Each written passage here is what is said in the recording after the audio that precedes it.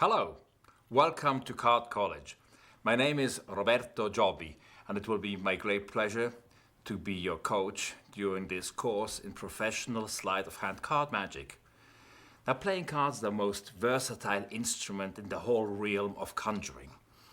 You can interpret any effect with it. You can make cards appear, disappear, transform them, transpose them, tear them up, restore them, and interpret all kinds of mental effects with them.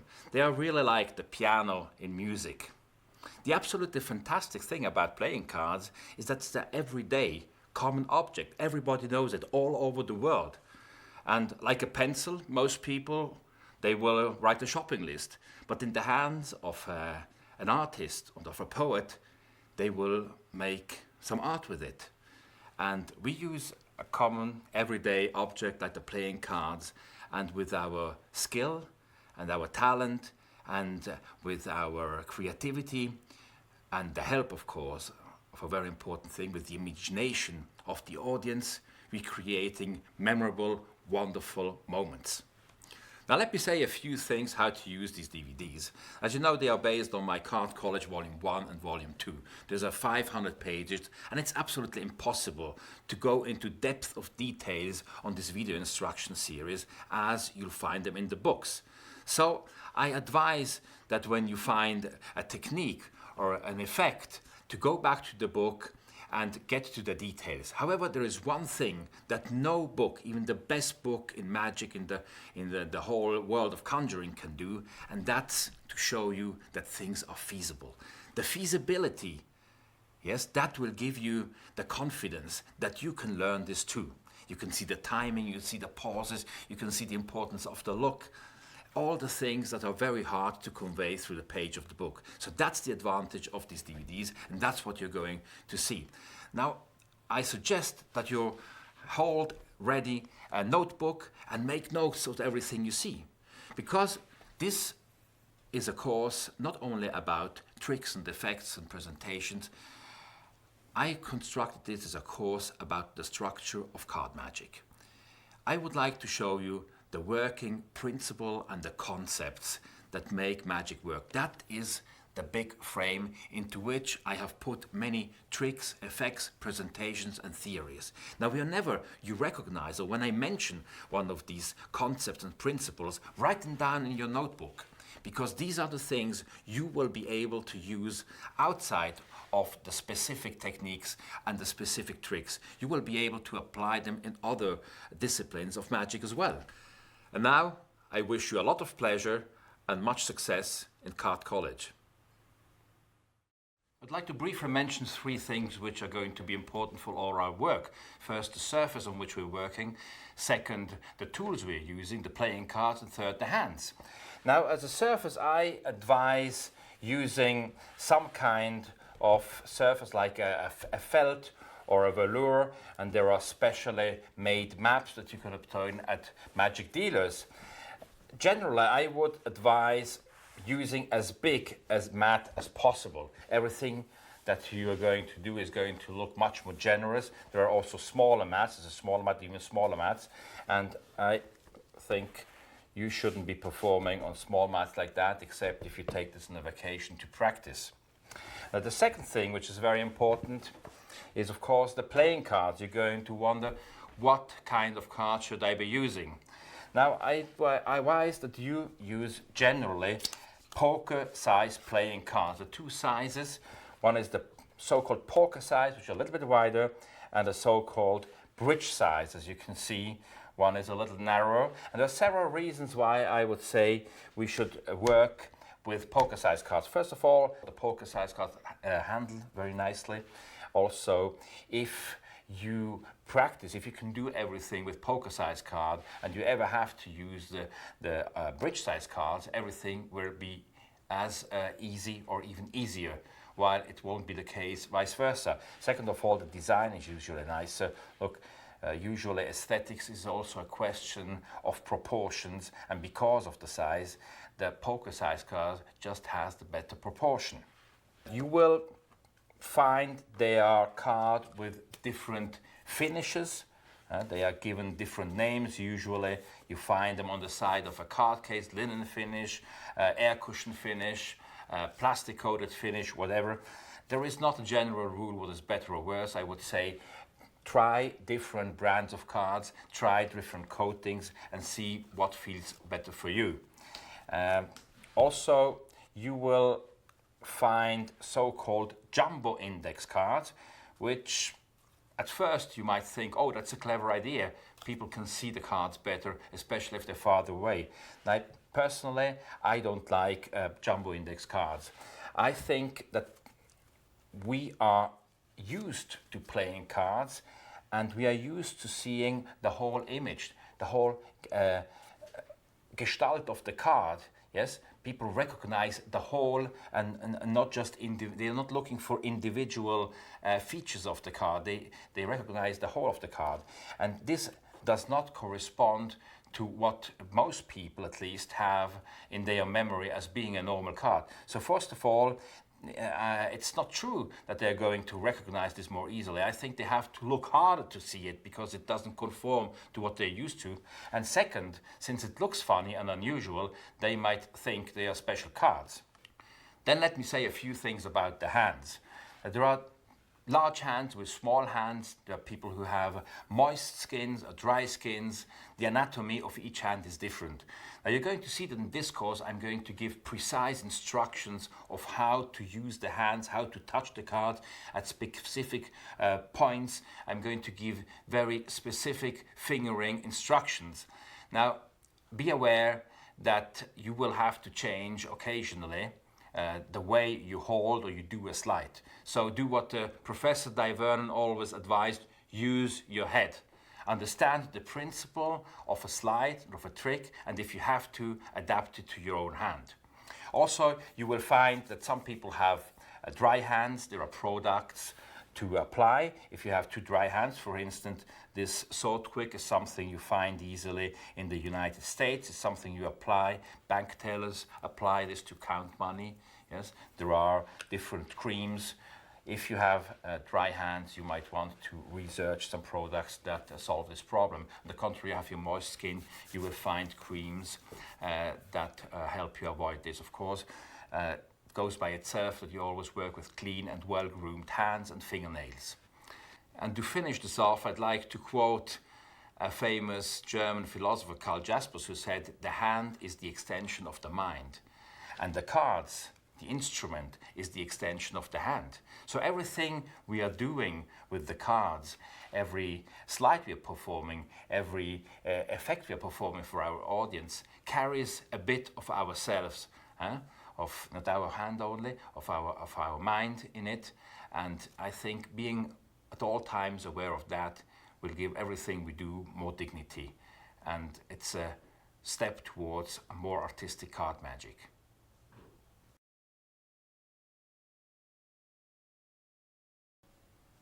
Let's start with two basic grips.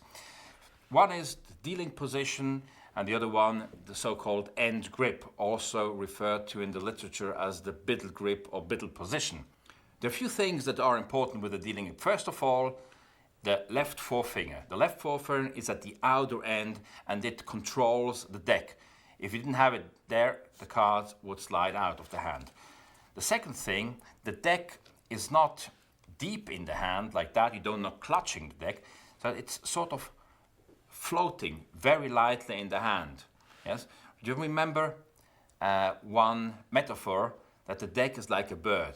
Hold it firmly enough so it doesn't fly away, but don't hold it too much, otherwise you crush it.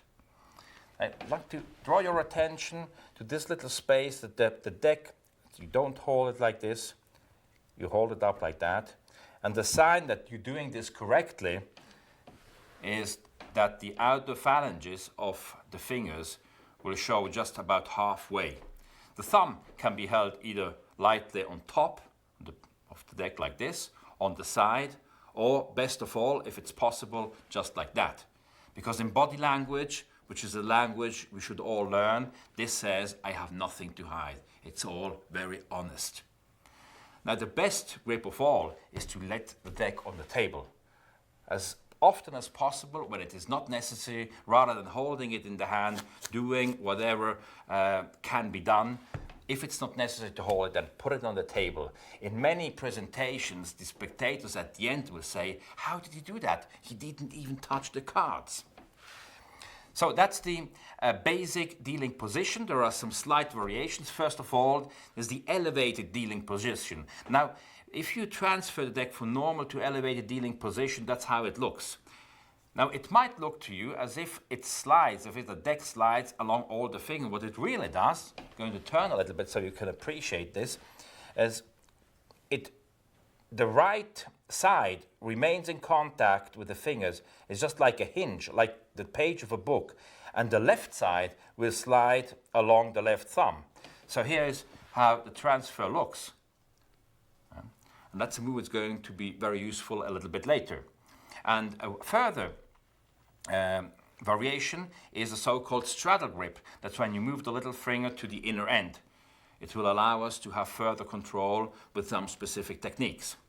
The end grip, I distinguish between two kinds of end grip. The open end grip, which means we are holding the deck like this and leaving as much of the deck visible. Whenever it's possible, use an open end grip. Sometimes we will need to protect certain things like gaps in the deck, jogs or whatever. So we're holding the deck in a closed end grip. Here again, make sure that the fingers are at about an angle of 45 degrees, which still will allow a maximum of the surface to be visible, as opposed to holding the pack like that, which obscures everything and just makes it obvious that we are hiding something.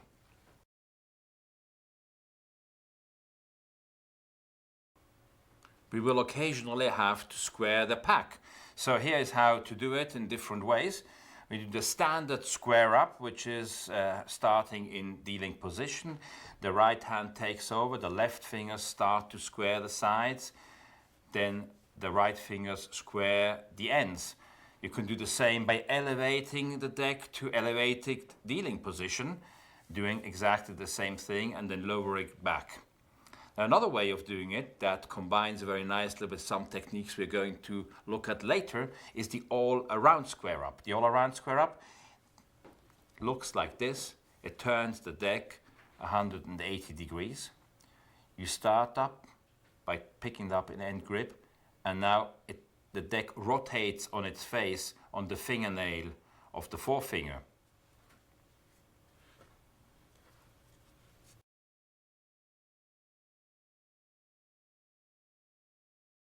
We will have to cut the deck in different ways. Now, one way, the most efficient, fastest way, is just a cut in the hands. A cut in the hands looks very simple, just a small detail to make it look more elegant. When you transfer the top packet to the bottom, you will have the left fingers come into your way. So in order to avoid that and still have a perfect control over the left packet, it is pinched at its outer left corner with the thumb and the base of the forefinger. So these three fingers can open up easily. The pack is put under, the deck is squared and lowered back. Then there is another category of cut where we cut from the hand to the table. Now it can be done with some determination. It can be done with lightness and more elegance. Now if you put the deck or the part of the deck on the table like that, rather than putting it directly like this on the table, yes, release the card just a half an inch or so before it touches the tabletop. Now look, the difference if you do it like that or if you did it like that. It just conveys lightness, and that's what we are looking for at all time. Hand the card with much sensibility and lightness. Then we have a different technique which is used in many other procedures, which is the swing cut. The swing cut goes like that. Now here are the details of the handling. Once the right hand takes it in end grip, only the ring finger and the middle finger control the deck together with the thumb. The right forefinger lifts up about half the top portion. Now the first difficulty is getting that corner out. So you lift and go to the left. These fingers, and turn them a little bit, they bow a little bit outwards like this. If after a few attempts you will be able to do that. Now, the upper portion is clipped by the left hand and the right hand dropped on top. So that looks very elegant. That's the swing cut. There is when a cut from the table to the table, when the deck is already on the table, go like that. And there is the cut from the table to the hand, when the deck starts out on the table and ends up in the hand, like this.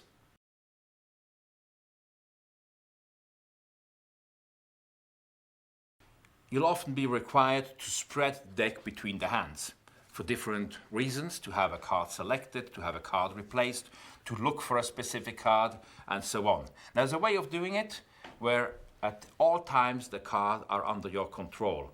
Whichever technique we execute, the first aim is to have all the cards at all times under our control. So here's the way to do it. When the deck starts in dealing position, the little finger goes to the back, so we have a straddle grip to start with, and the left thumb pushes the card into the right hand, which receives them also in a straddle grip. Now, the left little fingers and the right little finger is very important because it will avoid that the card fall out of our hands, especially if you have to hold the deck a little bit up to show the cards, for instance, like this. Or also, it will allow us to have a wider spread. Now, here is how the spread works. It is a combination between pushing the cards and taking them in the right hand and then walking the fingers. So if I put this in a horizontal position, you can see that. Try just to get the feeling of how this looks and then try just to imitate that. Maybe you look at this in slow motion again and you see. It's important that the cards flow regularly. You can have breaks, of course, rhythms. You say, so I would like you to take the card and you take a card, but make sure the cards are under your control at all times.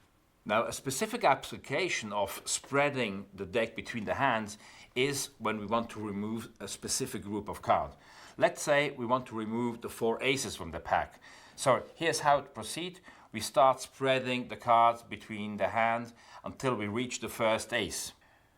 We lower the right side, clip the ace at its inner right corner and push up. Proceed up to the next ace, go back, go up. Proceed to the next ace, go up. Proceed to the next ace, go up. We call this action dribbling the cards. Dribbling the cards, you can dribble them in your hand or, even better, if possible, dribble them on the table. Here's the action. It's a question of hold and pressures. If you hold the deck in end grip, like this, press lightly with the forefinger and just practice releasing them individually if you can. Now at the beginning they will come as a block, but you keep on practicing at regular intervals, you will be able to do it more or less like this, and that's more than sufficient. It's very nice to dribble them in the hand and to make sure that they are at all time under control and don't fall out of your hand. It's a good idea to receive the cards in a straddle position like this. If you want to obtain a very regular and very nice looking dribble, you may want to use that grip, which is a diagonal grip of a ring finger and the thumb. Now this will allow you to release each card practically individually. However, the hand looks a little bit more unnatural, so I advise using most of the time this kind of handling whenever you dribble the cards.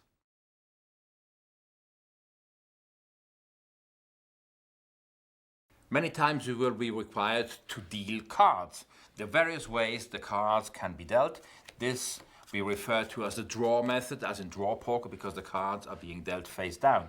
Now look, this is the grip of the card. At the moment, it's totally unimportant how you deal. You can do it in any way, but for later techniques that will look just like you're dealing cards but doing some secret move, it's important to have a precise grip.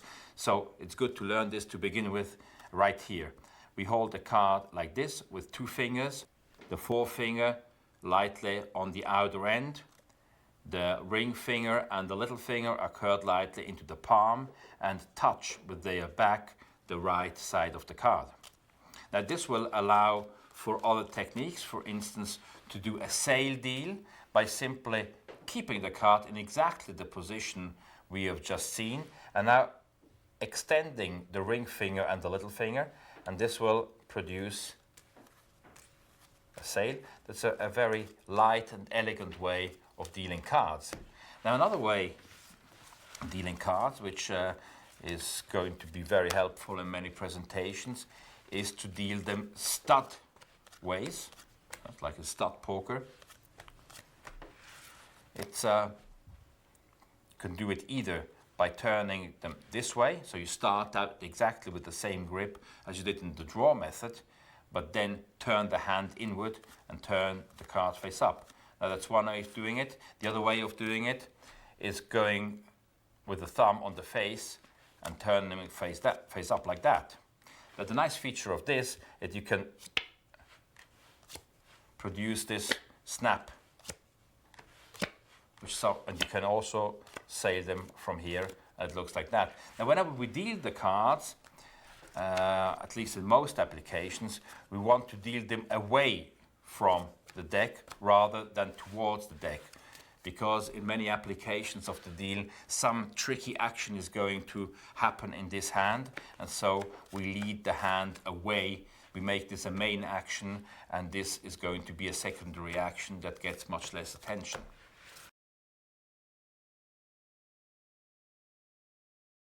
Here's a very important technique we're going to use almost throughout every trick. It's called a break. A break is a separation between 2 packets or under a specific number of cards.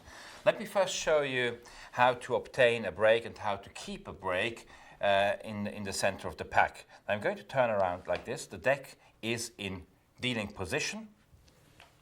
We riffle up about half the pack, and the thumb keeps the pressure, so we can get a nice square riffle.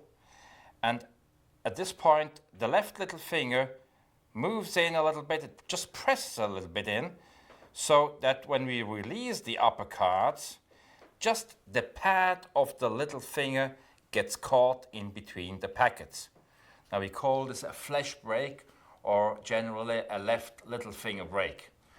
Now whenever you read that, it's in the literature, it's not putting in a little finger like that, so it's just catching the flesh of the little finger, just the pad of the little finger. Now let's look at a few details. In order to protect the break from the right side, we can move the fingers like this, and as you will see, it's very important to keep the break not like so, but to move the little finger slightly over the inner right corner of the deck. So by moving it like that and moving the other fingers alongside the little finger, the gap will be very effectively be protected. Now another thing to take care of is that the packets don't separate here, so that the separation becomes visible to the spectators who look from the front. So in order to do that, well, you have to practice a little bit, but also to know exactly the pressures. There is a pressure that goes from the thumb, yes, from this part of the outer joint, of the outer phalange of the thumb, to the pad of the forefinger. So if you imagine it's like a nail going through here that controls the deck. Now you have a very similar grip that looks like that, but in reality it's this pressure that controls the cards. And now if you obtain a break at the back, it's invisible, it's impossible to see, and still you have a very effective and quite large and safe separation. Now, many times we will have to obtain a brake under the top card of the deck, and here's how we can proceed. Now, first is a two-handed method.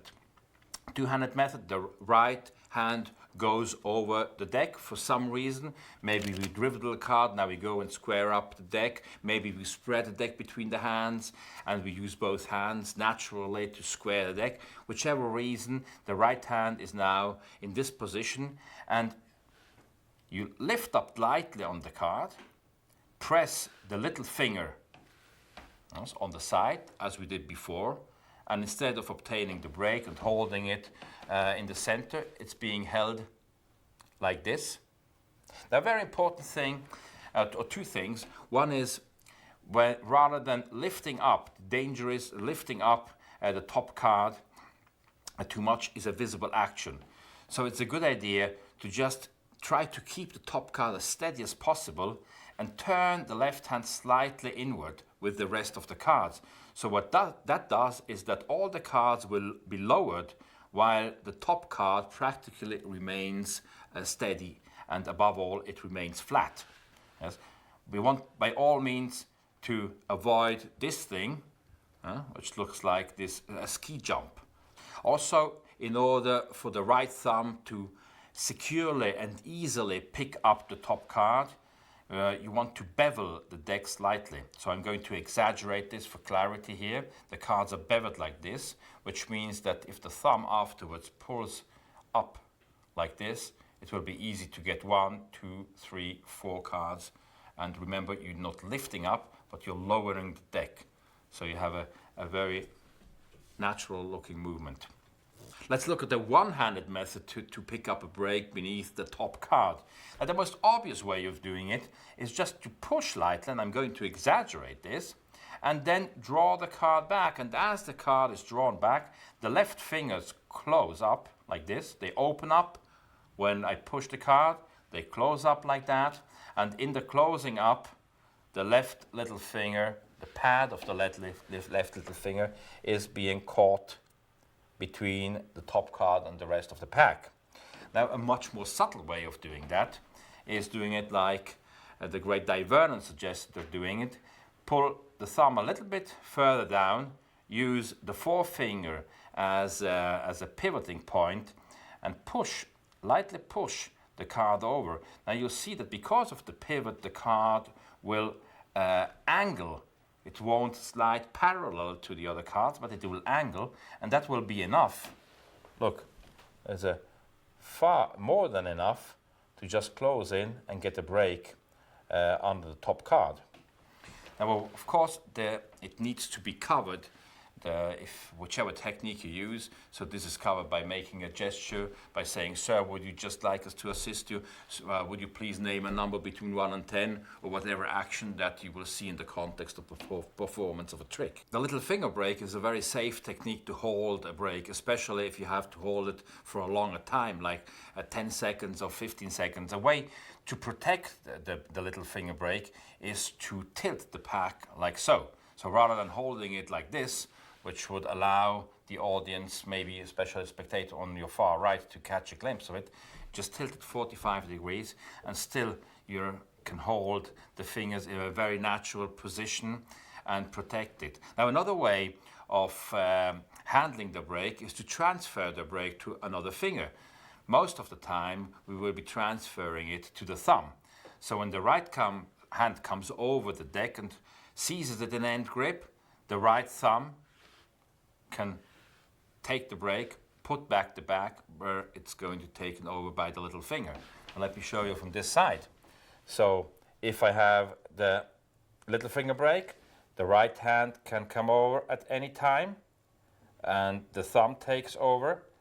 The deck can be moved, can be put back any time, and the little finger brake be regained. Now, if it's too small, you can briefly lift on the upper packet and do a very gentle, light riffling motion, which will allow to enlarge the brake and re-obtain in a safe way a flesh brake by the little finger pad.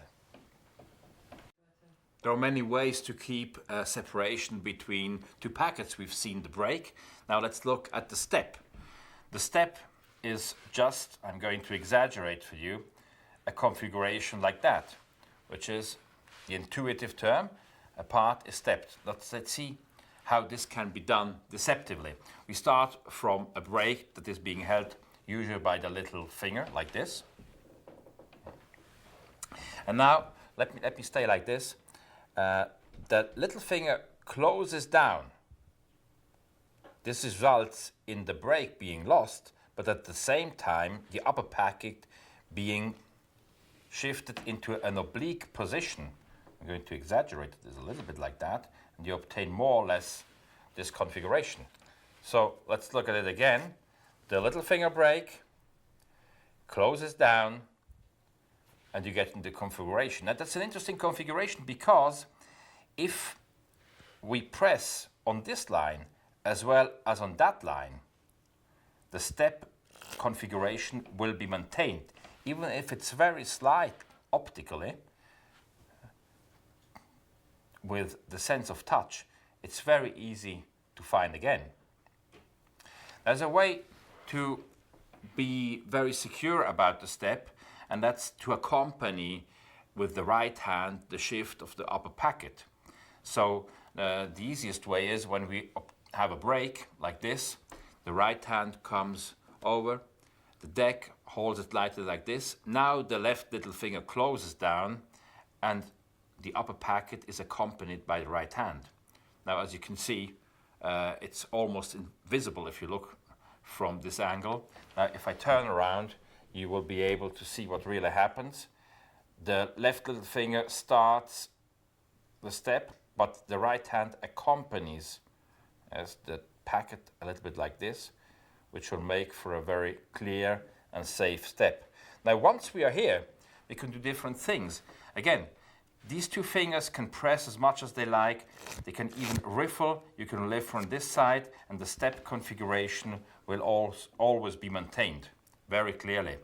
Now, to further cover it or to delay it in time, we can do a squaring action. Of course, it's not really square because the fingers just slide very lightly along the right side.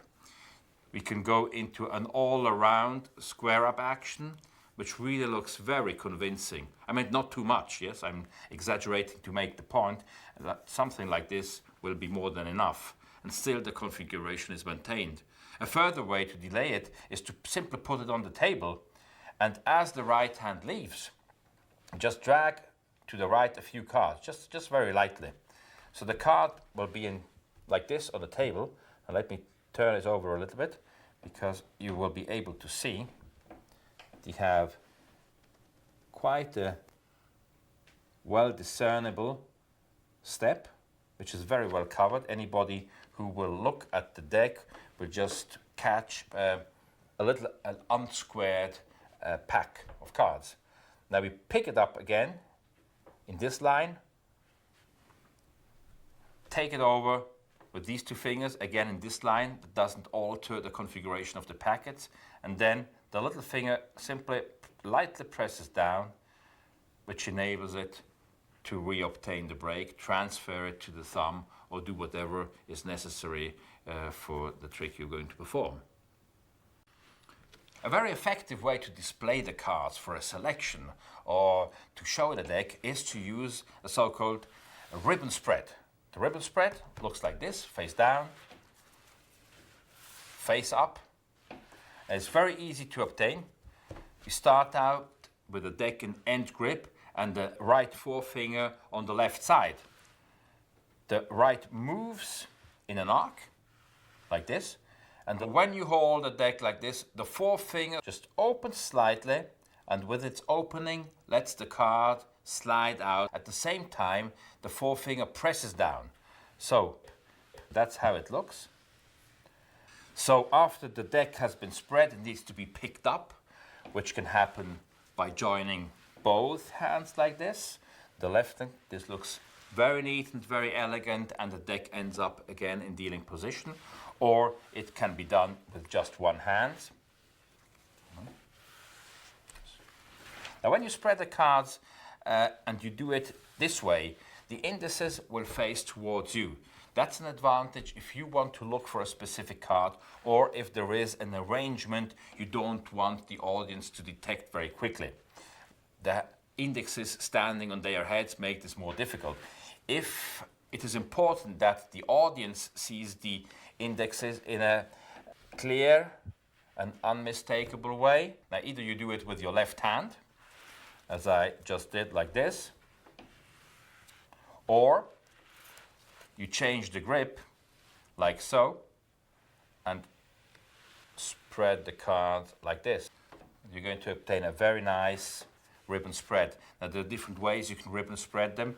You can ribbon spread them diagonally, you can ribbon spread them in a straight way, you can even form letters with it. You can obtain any kind of configurations, and later on we're going to see actually a very nice card trick performed with an unusual configuration of a ribbon spread. We're going to use the card case occasionally, so let's have a brief look at the card case. The correct way of preparing a card case, most brand of cards will have a flap like this that has two slits on the sides. So it's important to open it all the way there.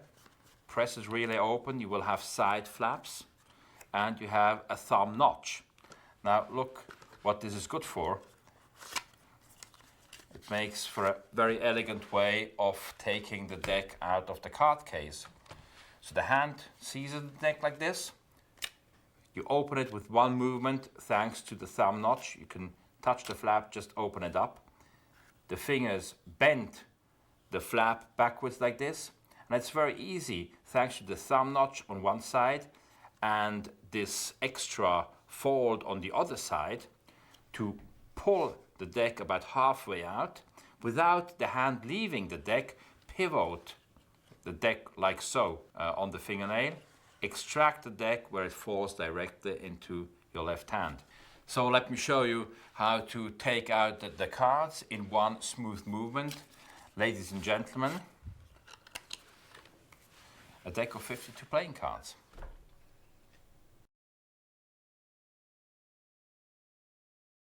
The overhand shuffle is the shuffle we're going to use most. Here's how an overhand shuffle looks. Let's look at the microstructure of the slide. First of all, the grip of the right hand. Hold the deck like this. Watch that these fingers, they are not at right angles, they are at about a 45-degree angles. These three fingers are held together. The forefinger lightly on top like this, the thumb at the same angle. We're going to call this chopping off a packet of cards, chopping off a block of cards. And we're going to call each chopping off of a packet, we're calling this a shuffle movement. So a regular overhand shuffle will have like 5 to 6 shuffle movements like so. The grip of the left hand is very important.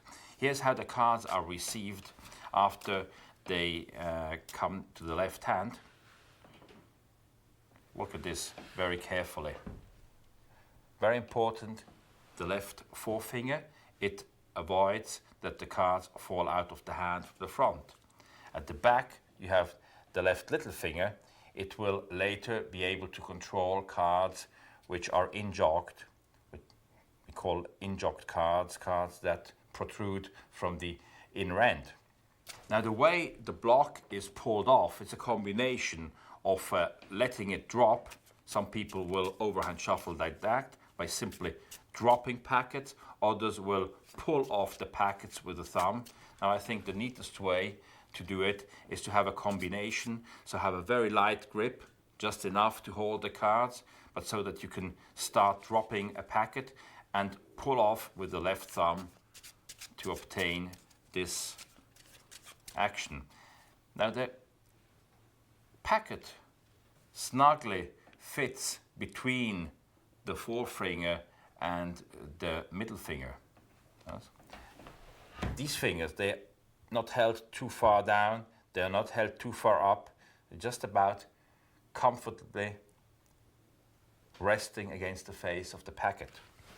Now let's look at the macro structure. There's a great tendency, especially when we start executing specific techniques with the overhand shuffle, to become very tight. So the first thing is loosen the elbows, get the elbows away from the body. The second thing, get the deck away from the body. There is a tendency to protect the deck because you are going to do some kind of slide. So there is an intuitive tendency to go towards the body to protect the slide. So do the contrary, go away from the body. So take the elbows out, have about this distance from the body, and also move the hands in a nice semi-circle fashion, like this. So it's much more elegant than doing very straight movements like this. You know, I'm exaggerating the point. This looks much more elegant. Basically, it's only the right hand that moves, but the left hand will just go a little bit to soften the movement, like so. Now, there are many techniques we are going to use and which look to the audience just like a simple overhand shuffle. Now, the first is the run. We call the run when we peel individual cards. So let's do a simple run. Instead of chopping off a block, a series of cards, just take off one card, another card. So if you hear or you read, run 5 cards and shuffle off the rest of the pack, 1, 2, 3, 4, 5, that's how it would look. Or you can shuffle few blocks, then run individual cards and shuffle off. This is the easiest way to control the top card, because in just one shuffle, you run the first card and shuffle off, it's going to the bottom.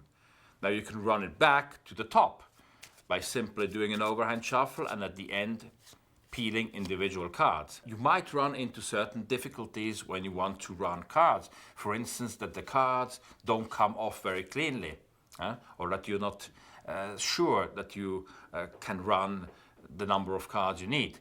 So a way to overcome this is to change the angle. So rather than holding them at this flat angle, you change the angle of that so you can exert more pressure. The left thumb can exert more pressure, and it's a safer way to peel the cards. Now, when you try to shuffle the bottom card to the top, you will find that it's not easy to feel when the last card arrives, which is a little bit an awkward moment. So to overcome that, here is a way of doing it. Let's assume we have the 10 of spades, which we run to the bottom in the first shuffle, and then we want to run it back. So the little finger moves on the face and pushes the face card just slightly towards the back. This will enable the right thumb to hit the card like so, push forward, and obtain a break. Now, if you start an overhand shuffle, you can just drop at any point the cards up to the break and drop the last card individually on top. Let's look at how to control the top stock of the deck. We call a stock a group of cards we want to retain in its order and in the same position on top of the deck. Now here is how a top stock control looks. It's an in-jog shuffle. Apparently the whole deck has been shuffled twice. Nonetheless, the 4 aces are back on the top. Now for this we need a so-called in-jog shuffle. We call a card that protrudes from the deck a jogged card. So that's an in-jog card if it comes out of the inner end, an out-jog card if it comes out of the outer end, or a side-jog card if it comes out of the side of the deck. To do this, we start by chopping off at least the top block of the cards. In this case, at least 4 cards. We run the next card in this exactly the same plane, and the left thumb pulls the card inward. I'm going to exaggerate this a little bit for clarity. Afterwards, we're just going to in-jog it that much. And then we shuffle off. This results in this configuration. When the right hand seizes the pack to go into the second shuffle, here's what happens. In a slightly diagonal way, look, a diagonal movement, because this is going to give more way. The distance we go through is longer if the movement is diagonal than if it is horizontal. So we go like this, and we obtain a real nice and clear break. Now the whole deck is controlled by the right hand. So here you see is a reason why these fingers need to be together. It's very nicely covered. we do the overhand shuffle and shuffle to the break. When the break is reached, the cards above the break are dropped, and in combination with the pull of the left thumb, and the rest of the cards dropped on top. This brings the 4 aces back to the top. Now let's look at this again from this angle. The important thing is to avoid moving the hand inward when we peel and in-jog the card. There is a tendency intuitively to do this, then go back, in-jog the card, and go back and shuffle off. Now this has to be fought. Avoid moving the right hand and do it this way. Chop off the block, peel off the card, pull it inward with the left thumb, and follow always the shuffle in exactly the same plane. Pick up the break, shuffle off to the break, drop the rest on top. A very deceptive and efficient way of controlling top stock. Let's look at how to control the bottom stock. We put the 4 aces on the bottom this time. Now we use a similar in-jog technique, but even easier. We shuffle off until we reach about the bottom stock, just leave more cards, twice as many, just to be sure. And rather than throwing the whole pack on top, here's what happens.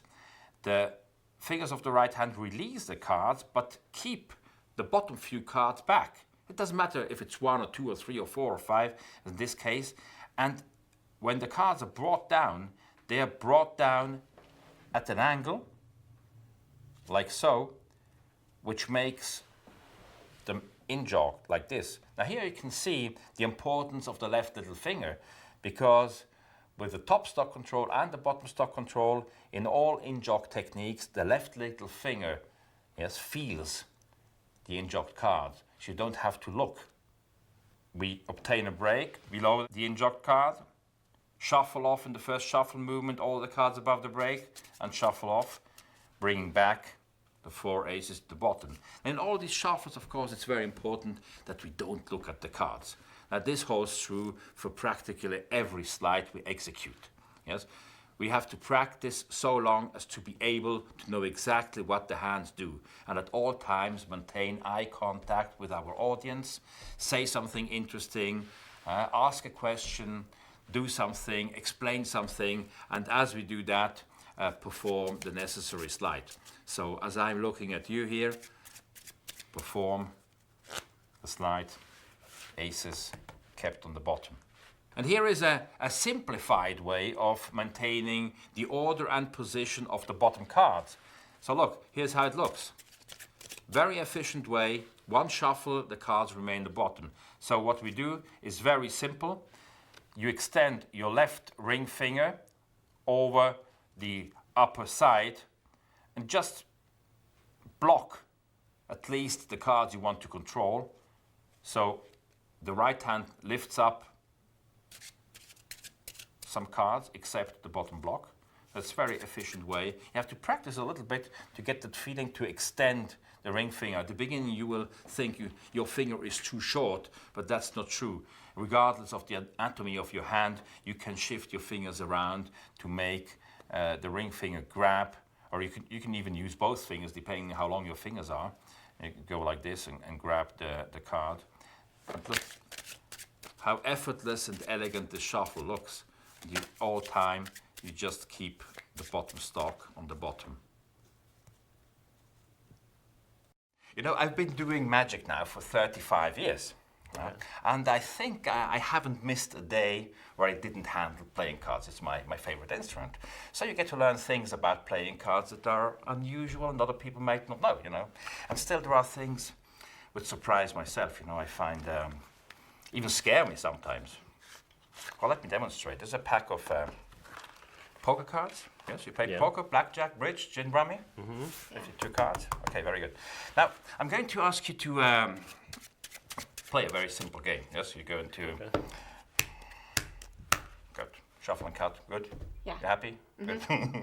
Good. John, I'm going to ask you, please cut the pack about in half. So we have 2 equal halves. Very good. Now, did I influence you where you cut, or could I know which card you cut to? No. No, of course not. Now, Caitlin, I want to ask you, please, would you, I'm not going to touch it, cut about half about that. Very good. And John, another half. All right. Now, again, I can't know where you cut to. Right. Yes. Now let's see. Let's see what the information is that the cards are giving us by just, it's a 2. This is an 8. This is a 4 and a 5. Now, impossible to know that we were cutting to these cards, right? Right. Do you recognize a pattern? Tell you something? Well, they're all face up, yes, for instance. But that's not that. No, the 2 is telling us in a coded way, what we have to do.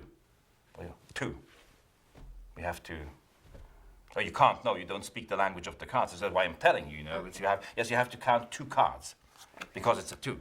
And you need to give the other ones one because of the law of compensation, which I have invented. Oh, okay. Yes. And the 8, of course, tells you that you have to... Count 8. Yes. 1, 2, 3, 4, 5, 6, 7, 8. And it doesn't matter. You just distribute the cards because that's the law. 4. 4, of course. So I do 1, 2, 3, 4. I do exactly what I'm saying. Is that correct? Yes? And of course here, John, this is 5. Without the shadow of a doubt, it's a 5. So it's a 1, 2, 3, 4, 5. And because of the law of compensation, you get this. Now, does that mean anything? No. For the moment, no, it doesn't. No, it can't, But the cards are giving instruction in a very specific way. Or do you cut them haphazardly? Look, that's why we come up with an ace. That's a very good card. But the curious thing, this is not a ace. And look at that. It's another ace. And, sometimes the cards make a mistake. But not today. It's the other ace. Very good. I have no idea what you just did. Me neither. Well, I'm glad it worked, Well, I know when I do this, people say, can you do these fancy things in card games, and... Yeah. So, let me show you a little bit how you could cheat card cheats. Good, let me put these back so you're lost, hopefully. Yes. Good. And we're going to play a game of poker. It's good? Yeah. Okay. Draw poker, what do you play? Texas Hold'em. Oh, professional. Yeah. Well, just out on an iPod. I don't know how to do it with people. Okay. Well, let's just play how many? 3, 4, maybe 5, because of the law of disparity, which I also invented. Okay. Yes. It is going. So go. 1, 2, 3, 4, 5. I'm the 5th. Yes. 1, 2, 3, 4, 5. Is that correct? Yes. So why am I doing everything correctly to the rules? I Good. assume, Yes. yeah. And we have another round. You agree? Yeah. Good. So we have 5 hands of 5 cards each. So maybe I ask you, because maybe there's a little intuition. Caitlin, choose any one of these 5 hands, whichever pleases you. Go ahead. Okay. Now fan them just for you. Yes. And I'm going to try to show you how gamblers, control cards. It's very important, of course, to get the good cards afterwards. Otherwise, if you can't do that, you can't get a good hand. Right. So the most difficult to control is a central card. Should you pull it up a little bit? And can you remember that? Is it a good card or? Oh? Yeah. Oh, okay. Lucky. Please don't forget it, otherwise we don't have a finale. Good. Okay. Put it back. Please. Thank you very much. We're going to lose the hand. Yes. Back into the pack. And look, now comes the manipulation. You see it? Yes, I practiced many years. Right. I already control the card, and I'm going to deal it at the same spot. The exact card you are now only have in your mind. Keep it in mind. Don't forget it. Yes. Good. In the hand, John, you were telling me. I mean, is it the first, the second, the third, the fourth, or the fourth hand you like? That I want to take? Yeah. No, I'm going to deal it in the hand you say. Oh. First, second, third. I would like it to be in the 5th hand. 5th? Yes. Yes. Good. 5th hand. Very difficult. We're going to try to do that. So, good. Look.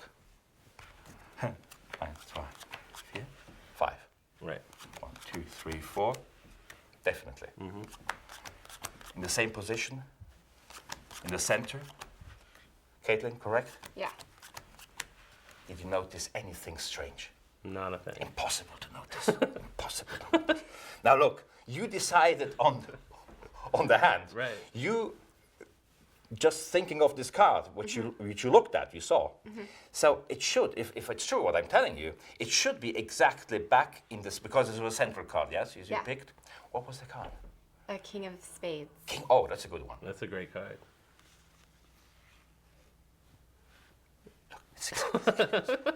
How do you do that? I've practiced a long time. However, I must tell you something, you know. I mean, that's very neat, but if you're in a real game, you don't win with that. You need a good hand. Right. Well, that's why I always deal myself a royal flush. Oh. Is that good enough? Yeah, that's pretty good. Yes? Yeah. Yeah. So, you want lessons in card match? I don't want to play poker with you. Okay. I would like to explain these first two routines, Belshu, Aces, Revisited, and Subconscious Poker together, because they form a very nice synergy. Now, each one uses a little setup, and since we need to have a setup in the first trick, we might as well combine it with a second trick that also uses a little setup. So here is the cards. We first need the cards of a royal flush, so it's a 10, Jack, Queen, and King, so the royal flush in spade minus the ace goes on top. The 4 aces go on top of the royal flush.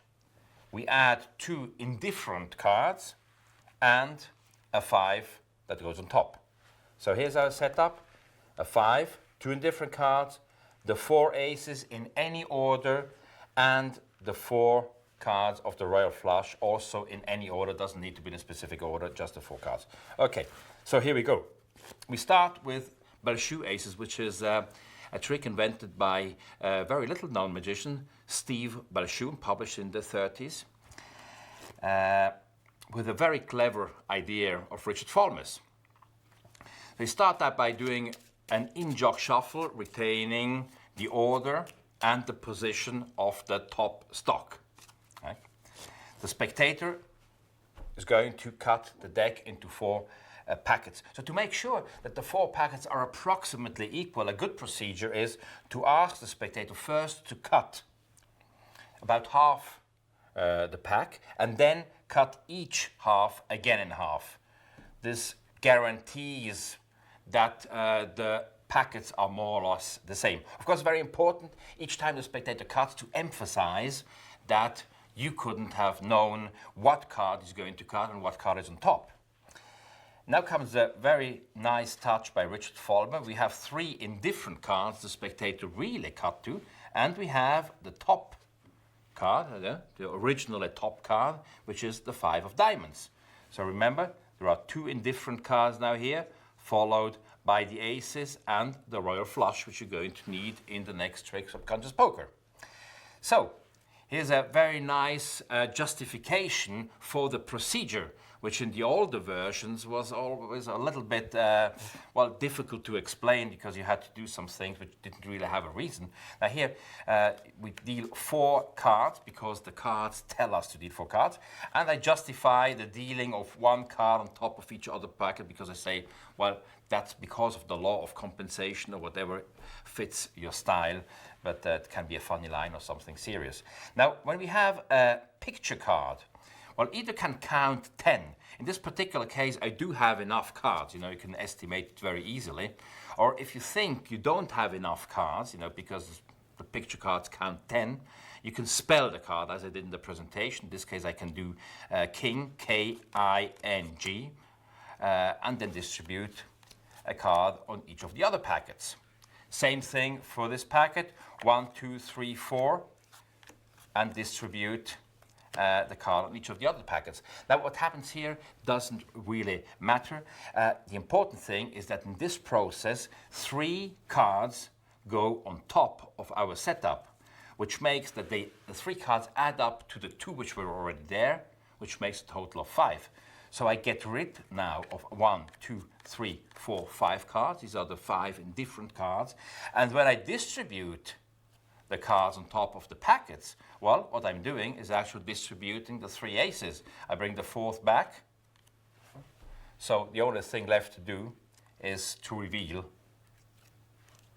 that each packet has an ace on top. It's a beautiful little trick, and it's quite hard to see through. Now at the end of that, you get very nice synergy because we are left with the 4 cards that make the royal flush. So I like to proceed that way and I say I'm going to lose the aces, which I do on these 3 aces, and the last one, well, I just put it more or less at the top as long as it goes into somewhere into the 4 spade cards that form the royal flush. So I can lose them. And now for subconscious poker.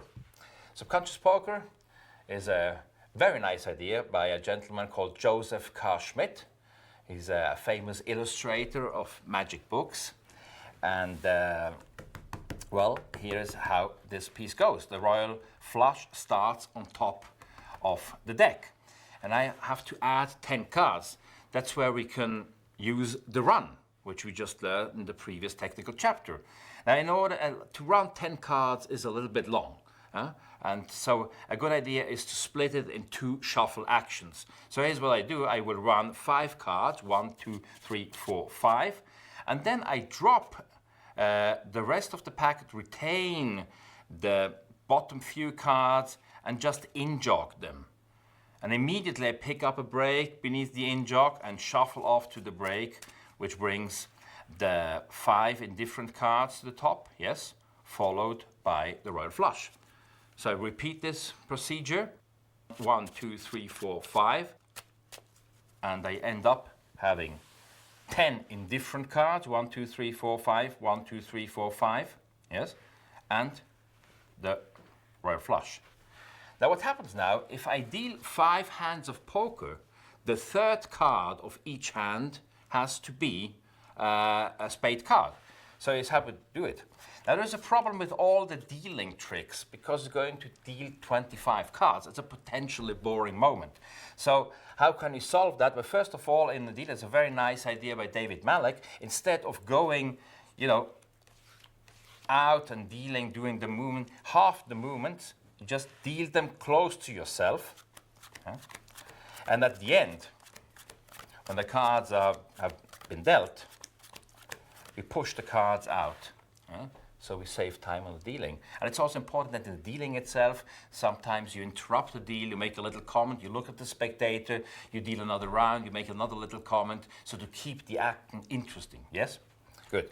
So the center card of each hand is now a spade card, which means that the spectator can now select any one of the hands. It's a free selection. Let's assume he's going for this hand, and I ask him to fan the card and to make it more difficult to manipulate, to remember the central card. In any case, it will always be a spade card, one of the 5 cards from the royal flush. So I gather the cards, and the only thing which matters, it doesn't matter in which order the cards go, but the hand that has the thought of card has to go in the middle. That is 2 hands on the bottom and 2 hands on top. Yes? Everything on top of the balance of the deck, and now I do an overhand false shuffle, an in-jog shuffle, retaining the top 5 times 5, 25 cards. Now, if I redealt the cards now, all the 5 cards from the royal flush, they would fall into the 3rd hand. I guess because they have X card, royal flush card, X card, and then it starts all over again. Now here's a very nice idea by a Scottish magician extraordinaire, Roy Walton. He asks, well, you can choose any of the hands you like. Now if he chooses the 3rd hand, well, you just can deal. If he chooses, for instance, the 2nd hand, you have to take away 1 card. If he chooses the 1st hand, we have to take away 2 cards. Where if he chooses the 4th hand, we have to add 1 card. If he chooses the 5th card, we have to add 2 cards. Now in the presentation, the spectator chooses the 5th hand, which is this one. So in another overhand shuffle, we add 2 cards, we run 2 cards, in-jog the net, shuffle off, pick up the break, and bring the stock back on top. So when I'm dealing the cards now, every 5th card will be a spade card. Go like this. Of course, I don't show it. To make it a little bit more dramatic, I will deal with two hands and then deal with one hand. That makes it just a little bit intriguing, like this. And at this point, the card the spectator previously has looked at, which was in our case was the ace of spades, is in exactly the same position in the center. So we show that, and it's exactly in the hand the spectator choose. So that's a very good effect. And now before the dramatic curve drops too much, before, don't let people applaud at this point, immediately take control of the situation, and that of course an ace alone doesn't help you to win a poker game. You need a good hand to go with the ace, and the best you can turn over is of course a royal flush.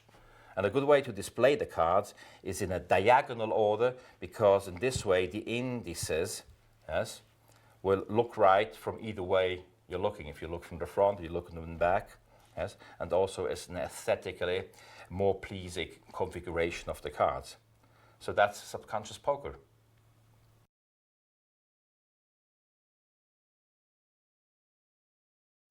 A shuffle of any type should always be followed by a cut. That's what spectators are used to. We shuffle a deck and we cut it. Now, how it is possible to retain the order of the pack while we are cutting? So let's look at a few false cuts. Actually, one of the best false cuts you can do to retain a small number of cards is a real cut. It's a combination of what we just learned, the in-jog shuffle and the cut at the break. So let me show you. The deck is shuffled, in-jogging the card, as we learned in the previous chapter. Then a break is formed directly at the in-jogged card and cut to the table, thus bringing the block we wanted to retain back on top. A more sophisticated way of doing it is, rather than just giving it one cut, giving it several cuts.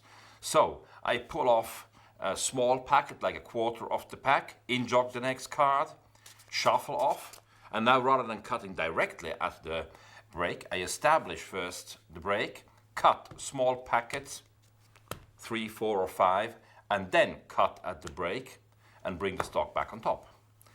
Now let's look at some proper, simple, direct cuts.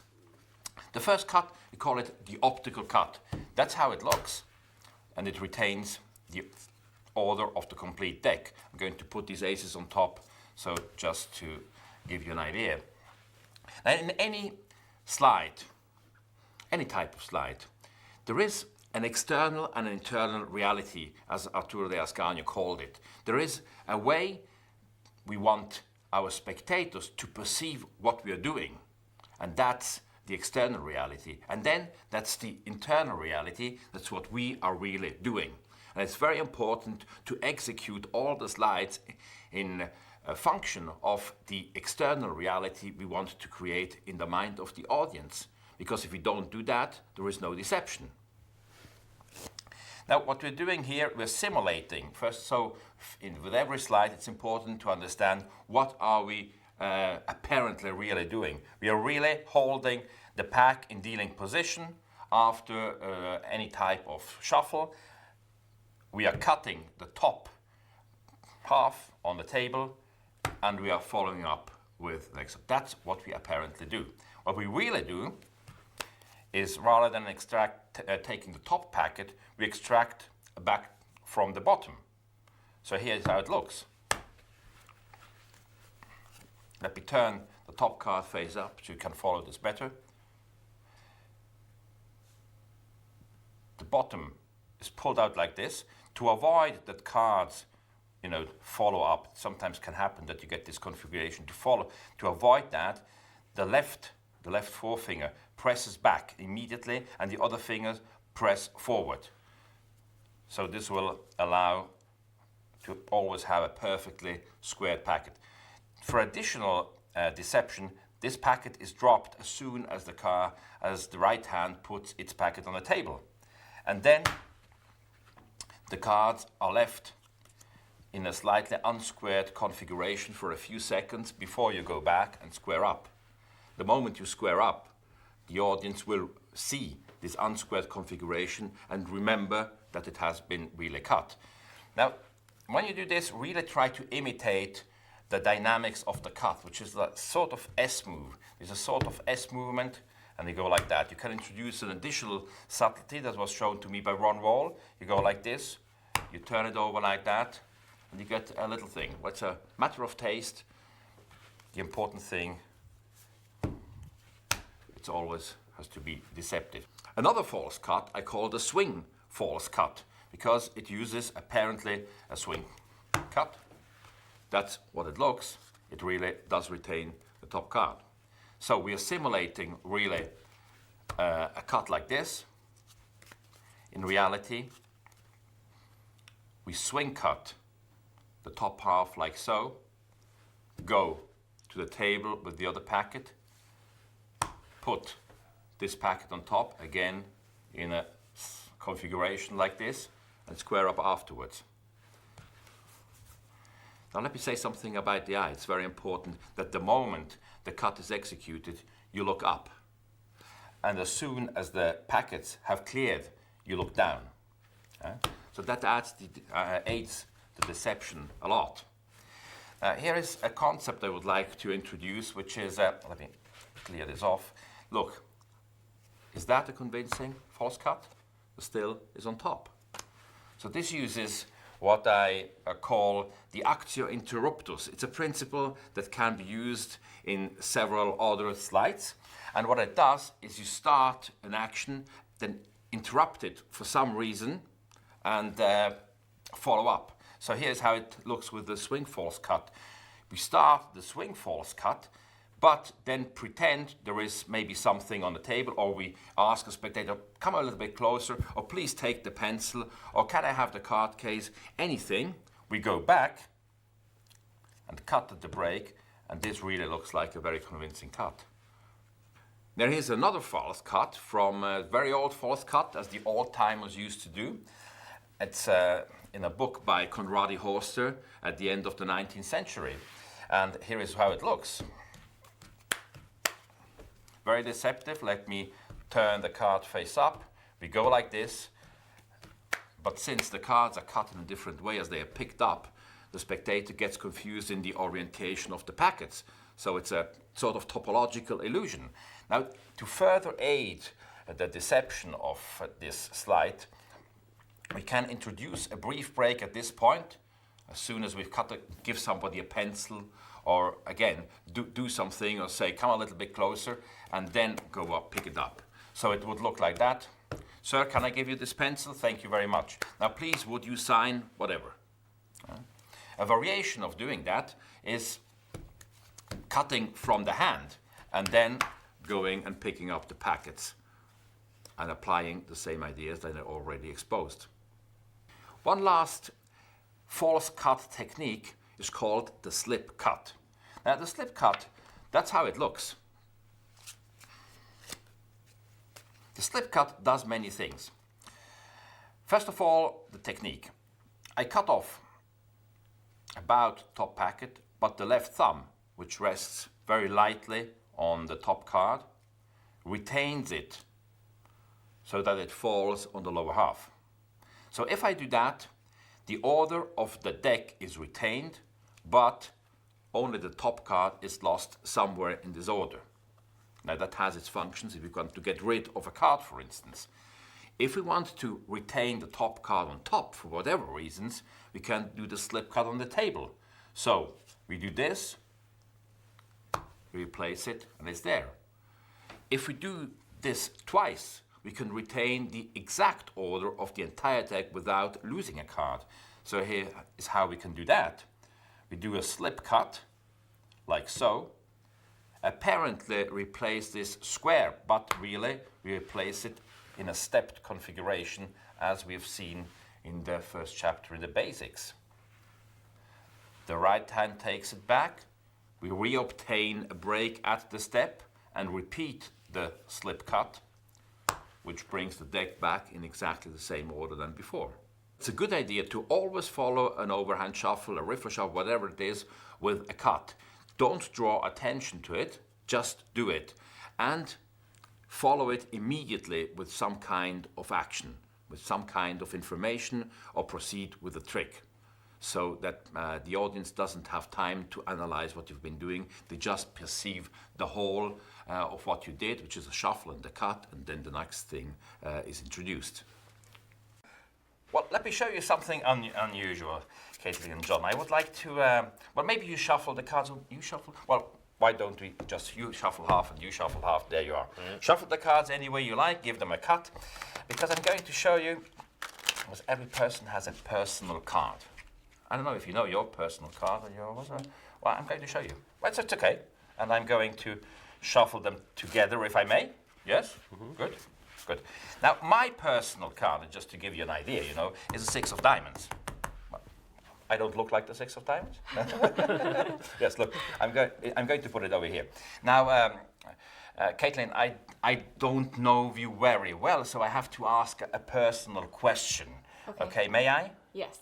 8 of spades. Good. That's enough. You know, don't laugh. I'm going to ask you a personal question. No. What's your shoe size? 11 and a half. That's the American size. Let me calculate this in European. It's Jack of spades. Yes. Okay. Where is it? Does it have a Jack of spades? Oh, here it is. Good. Now, of course, you've shuffled the cards. Yes, remember? Each one has shuffled. You shuffled them like that. Or you shuffled them with the American way, like this. Yes. I did that. Okay. Very good. Very good. Now I'm going to cut to one card, which is this one. Okay.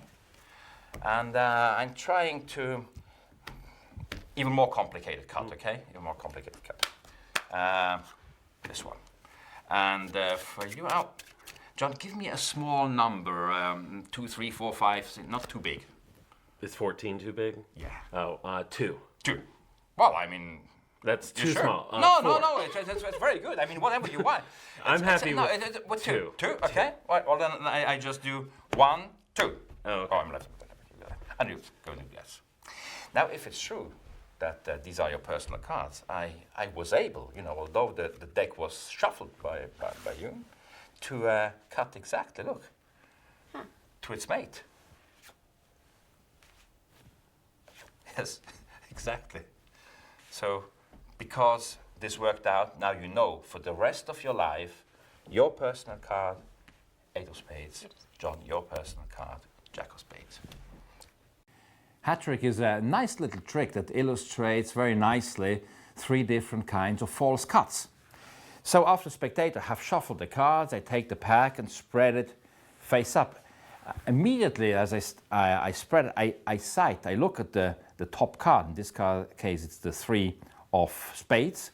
And I say, well, my personal card is the 3 of clubs. Well, so I looking for the 3 of clubs and take it out. As I take it out, I already look at the second card, which in this case is the 7 of diamonds. So I ask some question or whichever way you would like it to justify why it should be the card I'm taking out. So whatever the spectator answers, I say it's the 7 of hearts. Okay, and then while I take that out, I already look at the third card. In that case, it's the king of spades, which means that the third card is going to be the king of clubs. So in each case, I take the card that has the same color and the same value than the top 3 cards. So basically what we're going to do, we're going to execute in each phase 1 false cut, different false cuts. So what I like to do is to precede it with a in-jog shuffle, which maintains the order and the location of our top 3 cards. And since I already have the cards in my hand, I can follow immediately with the optical false cut and deal the top card on the first card. Now the deck is already in the table, which leads itself very nicely for the Conradi cut, which is going like this. Yes, insert a little pause and then gather them in the same order, obviously, and deal the top card, which in our case is the 7. Now, the last card is the best one of all. The king is on top. I shuffle off a small packet, in-jog the next card, shuffle off. And when I square the deck, I pick up a break underneath the in-jogged card, always bring the deck to elevated dealing position, and then let it sink down. So I'm now holding a break, yes, above the last card to be cut to. I have a spectator name a small number, so it says, for instance, 5. I cut 1, 2, 3. On the 4th, I cut directly to the break, drop the last on top, and deal the top card, which is the king of spades, on top of king of clubs. The only thing that remains to do is to reveal 1, to reveal 2, add a little dramatic pause before revealing the last one. That's hat trick.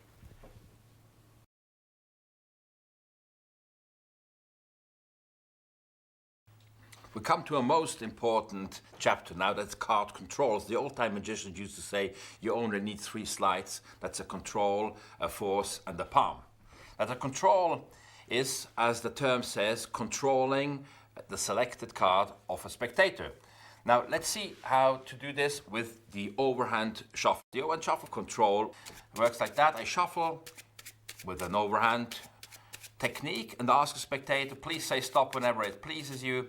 I give him the card, let's assume it is the 3 of spades. I continue the shuffle, restart it, and have the spectator replace the 3 of spades on top of the shuffled off portion. And now proceed like this. I run 1, 2, 3 cards, in jog the next, and shuffle off.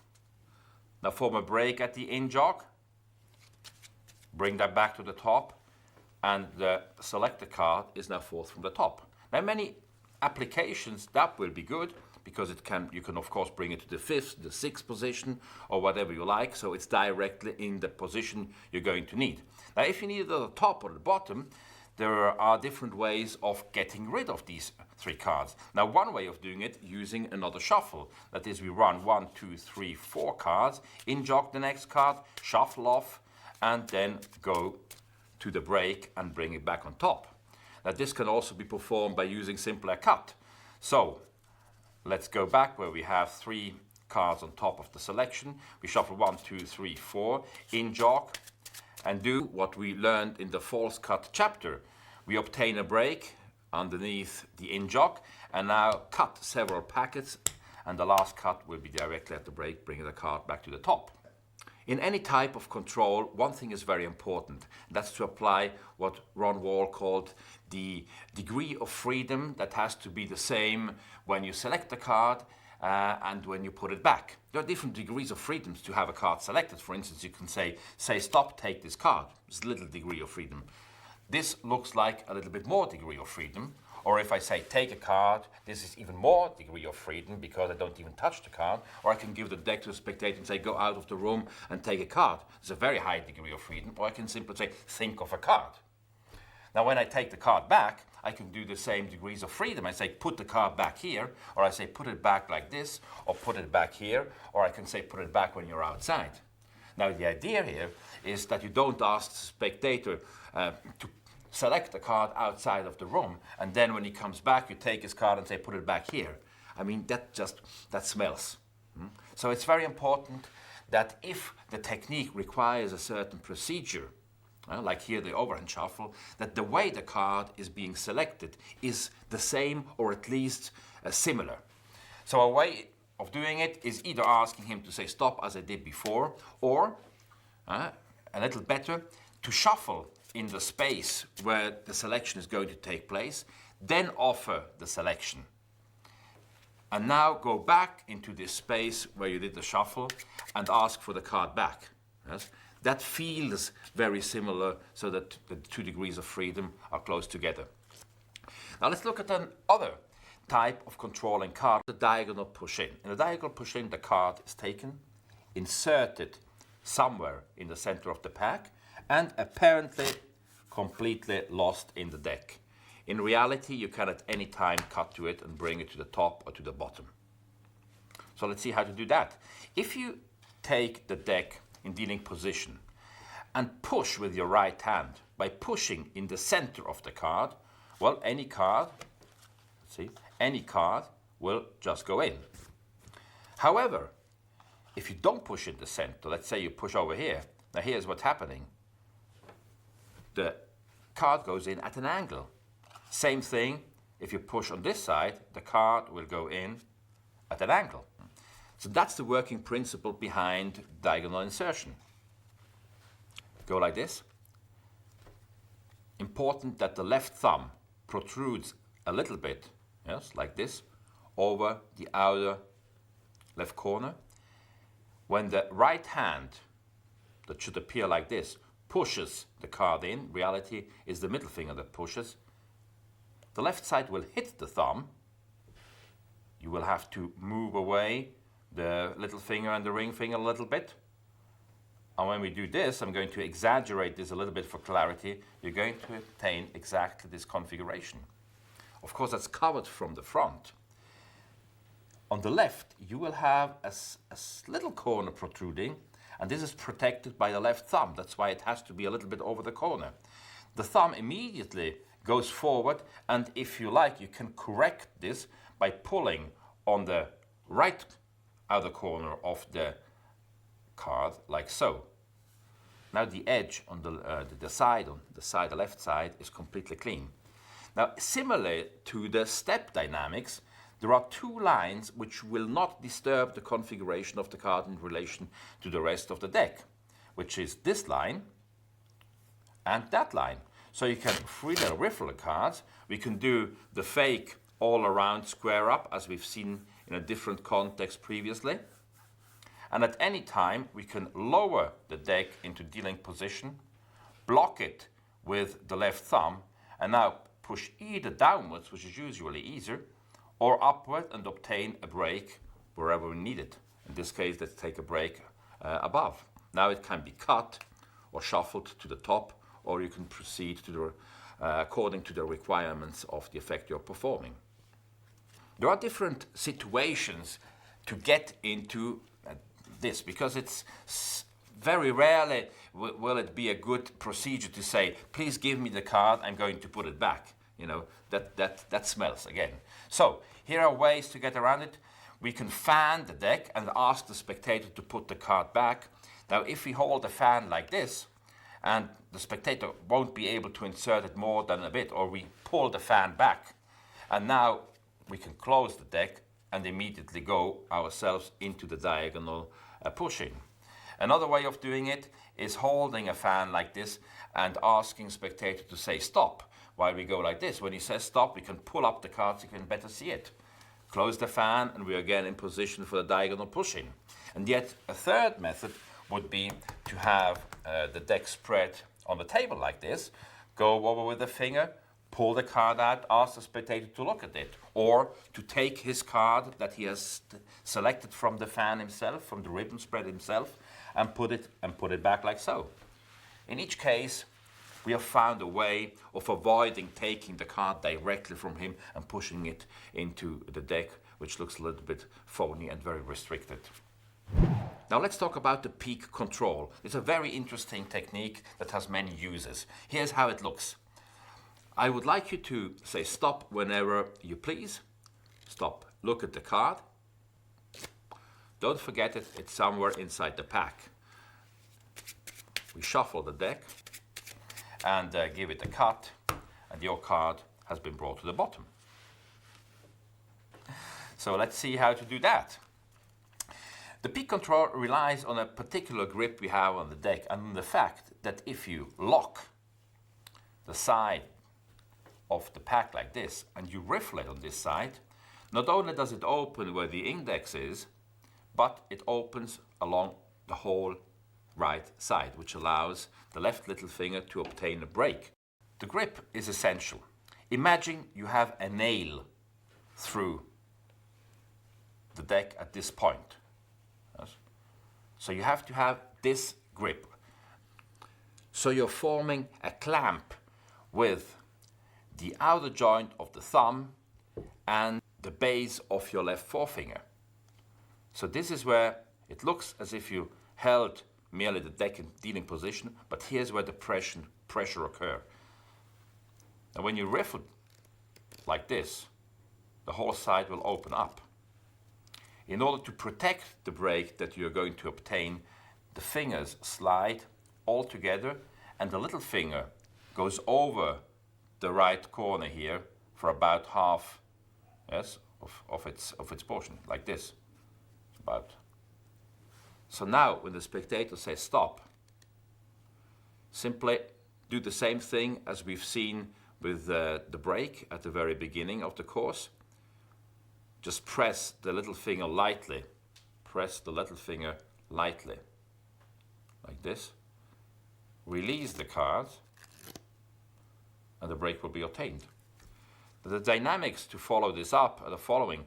If you go like this, immediately lift the deck to elevated dealing position, thereby still obtaining retaining the brake. So let me turn over to show this there. So as soon as the brake has been obtained,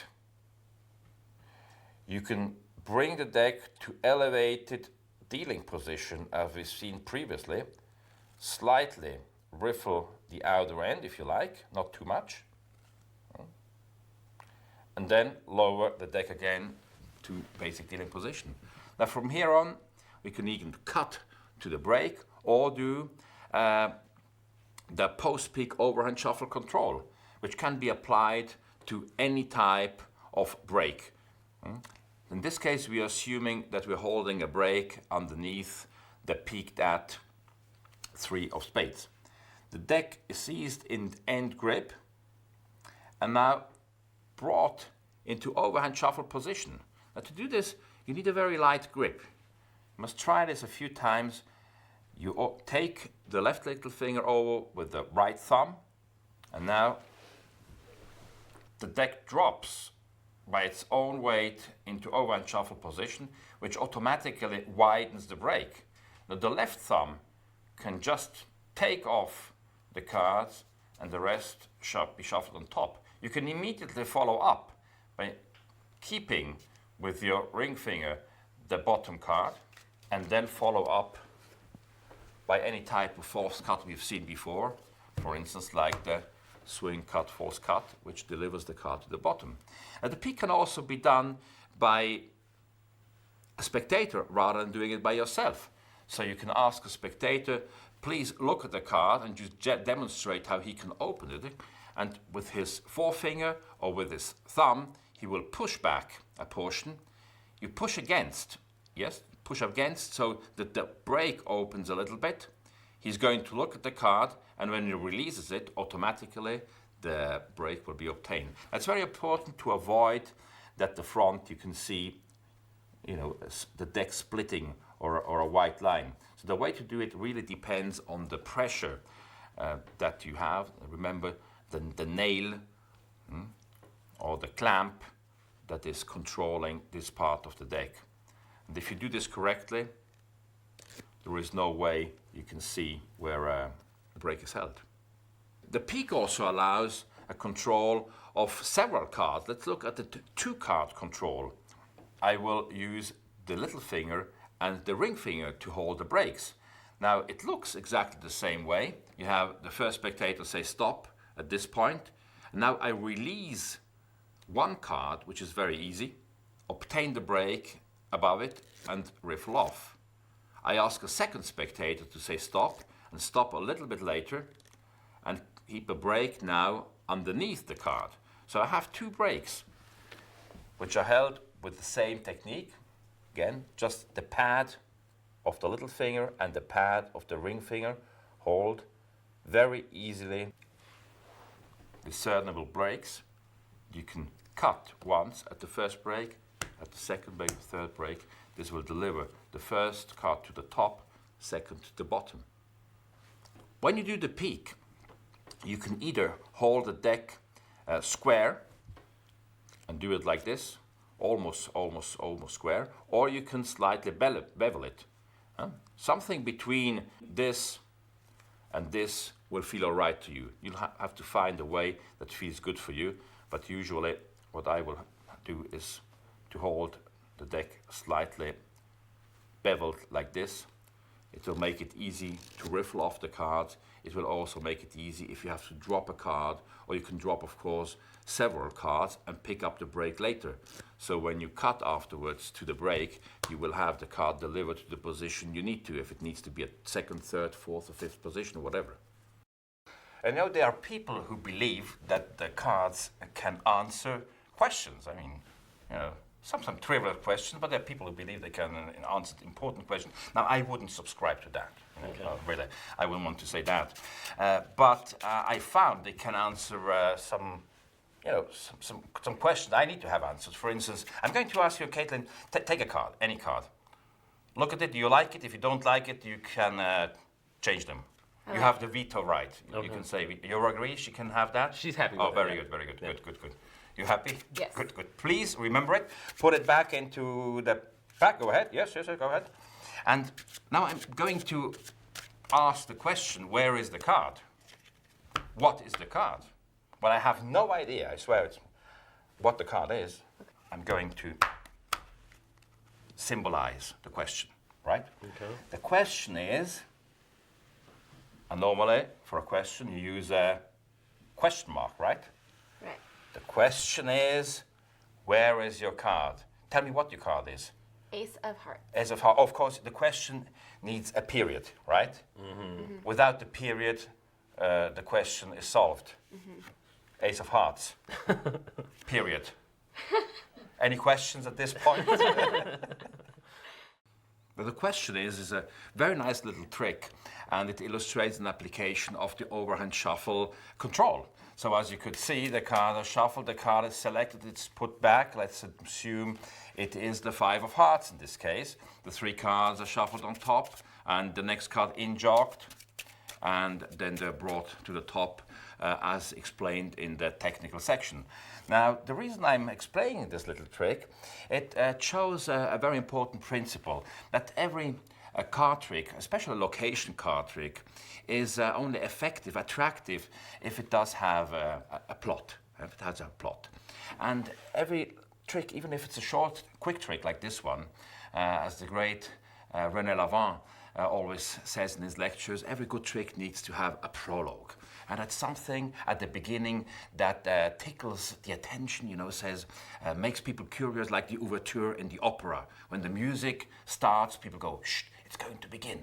So the prologue here, this example is saying something about many people believe that cards can answer questions. So since this is something some people believe, some others don't believe, but they've heard about, it arouses the attention. That's the function of the prologue.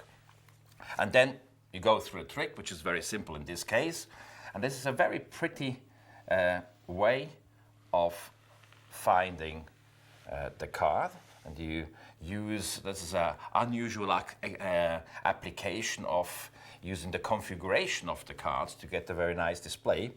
And go back to the presentation part and see how I'm integrating, I'm making this part of the whole little presentation with the period and the timing of revealing the card.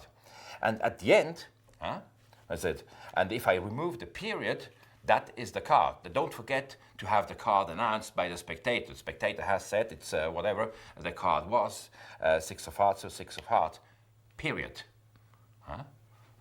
This is the final word. And then comes what is also important, the prologue. You have the epilogue, which is a short moment that sums the whole thing up. And it can be a little humorous remark. It can be something else, as we will see during the course of different examples. In this case, I say, any questions at this point? Now, that might seem a harmless little moment, but it does fulfill a function, a very important function. I just mention it briefly. You can read this in the 3A section of Card College Volume 2. But every magic trick has a moment where there is wonderment and astonishment. And that's a very nice emotional moment. That's the emotional moment we're all going for in the magic, of course. But there is a moment after that of intellectual frustration. As the great master Juan Tamárez once pointed out to me and says, Roberto, every trick at the end causes some kind of intellectual frustration because the spectator goes, how did he do that? How did he do that? And the epilogue can take, as you would say in English, the sting out of it. Yes, it's an amusing little moment that allows the spectator to go through a trick again and just settle emotionally and intellectually. We're going to see other examples during this course. Well, in just a second, I'm going to ask you to think of a card. Not yet, not yet. Because people say, oh, that's very nice. Think of a card. I have all the freedom in the world. You know, maybe otherwise he manipulates the cards. Right. I conducted a psychological research in the probabilities of the cards that are being mostly thought of. And I find that most people think of the Ace of Hearts and the Ace of Spades, and the Queen of Hearts and the Seven. So it's very restricted, really. So I don't want you, Caitlin, to act under such restrictions. Okay. So here's what I did. Here's a pack with 52 potential thoughts, right? And so first of all, we ask John, since you're going to think, you should shuffle up the thoughts, please. Okay. Yes, so we don't know which card was where.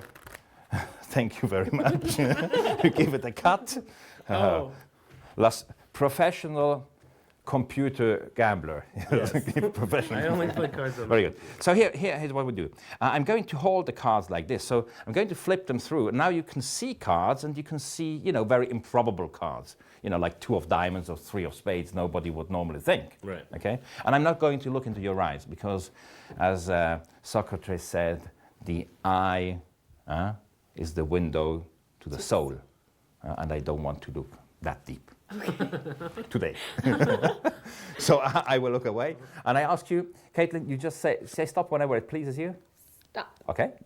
Can you see a card here? Yeah. Good. Okay, that's going to be the card you must lock in your mind. Okay. John, have you got an idea what card Caitlin is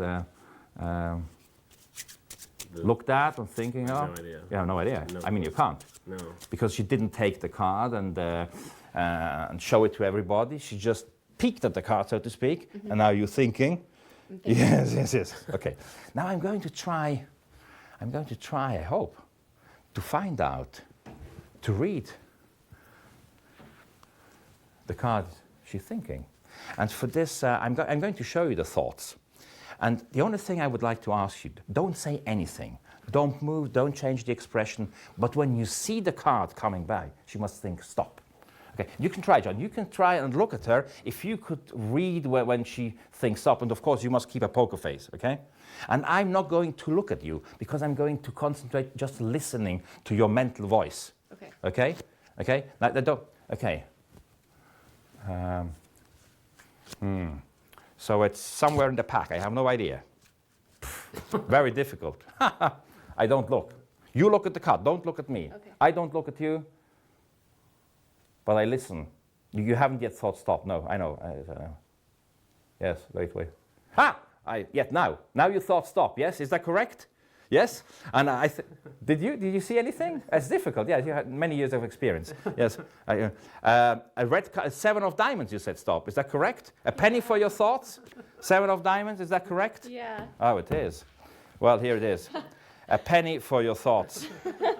There, put it in your purse. It will never be empty. Now, think stop is a trick I choose to illustrate how to justify this relatively odd way of picking a card. Now, you might want to go back to the presentation and look at the whole thing, because there you get the timing exactly and how the elements flow into each other. Briefly, let me comment on it. I open by saying I would like to have you think of a card, which of course is a very free way.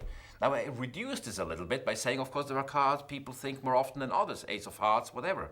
And there are, of course, people in the audience at that point who will say, that's right, I would have thought of the Ace of Hearts. So that justifies the transition to the next step, which is, I think, a good idea to refer now to the playing cards as 52 potential thoughts. So that changes the perception. The spectator mixes the thoughts, and now I go up. And the first thing I do, rather than getting the cards directly into the peak grip, I get them at the fingertip position like that and just flick through, saying that this way you can think of any card you see, also improbable cards. Now I need to get from this position to the peak position. So how do I do that? I introduce a little humorous remark. Yes, by saying the eyes are the mirror of your soul. The moment the spectator reacts, the attention goes a little down. I accompany it with a gesture, which is the dribbling of the cards, and automatically the deck falls into the required dealing position. And now I can approach the spectator, and in a little lower voice, because I don't want to make this too obvious, I say, and you just say stop whenever it pleases you.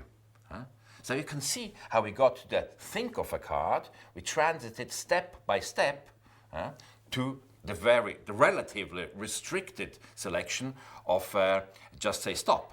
Okay, and now here we proceed as taught in the technical chapter. I obtain a break beneath the card. I shuffle it to the bottom with the post-peak overhand shuffle control, and I might keep it in a second shuffle on the bottom. Now in our case, it's going to be the Queen of Spades. Now, in different ways I can proceed. I can either cut the deck and put it stepped on the table, or I do overhand shuffle, where I shuffle off half the deck, in jog, the top portion, leave it on the table, whatever. What I want here is to have a little positive insertion between the moment the card has been thought of and the moment I'm going to reveal the card. So at this point, I spread the cards.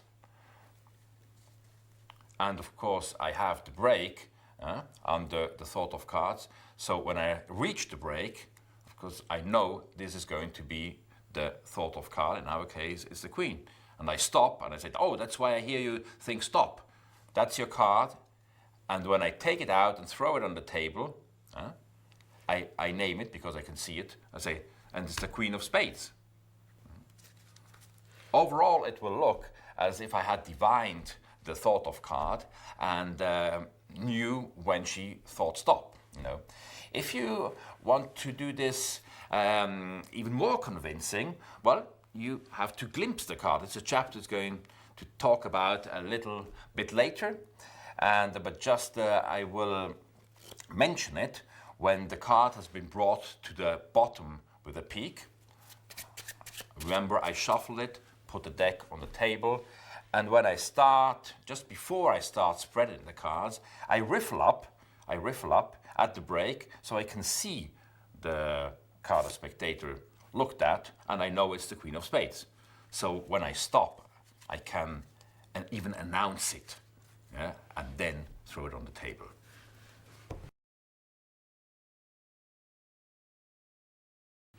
In the force, we are going to make the spectator take the card we want. Let's look first at a very simple force, which is very effective, and we call it the crisscross force. The crisscross force, the spectator, deck is maybe shuffled, the spectator is asked to cut the card. We put the lower packet on top of that, and we give him this card, which apparently he cut to. Now, done in this way, it will fool a few people some of the time, but never all the people all of the time.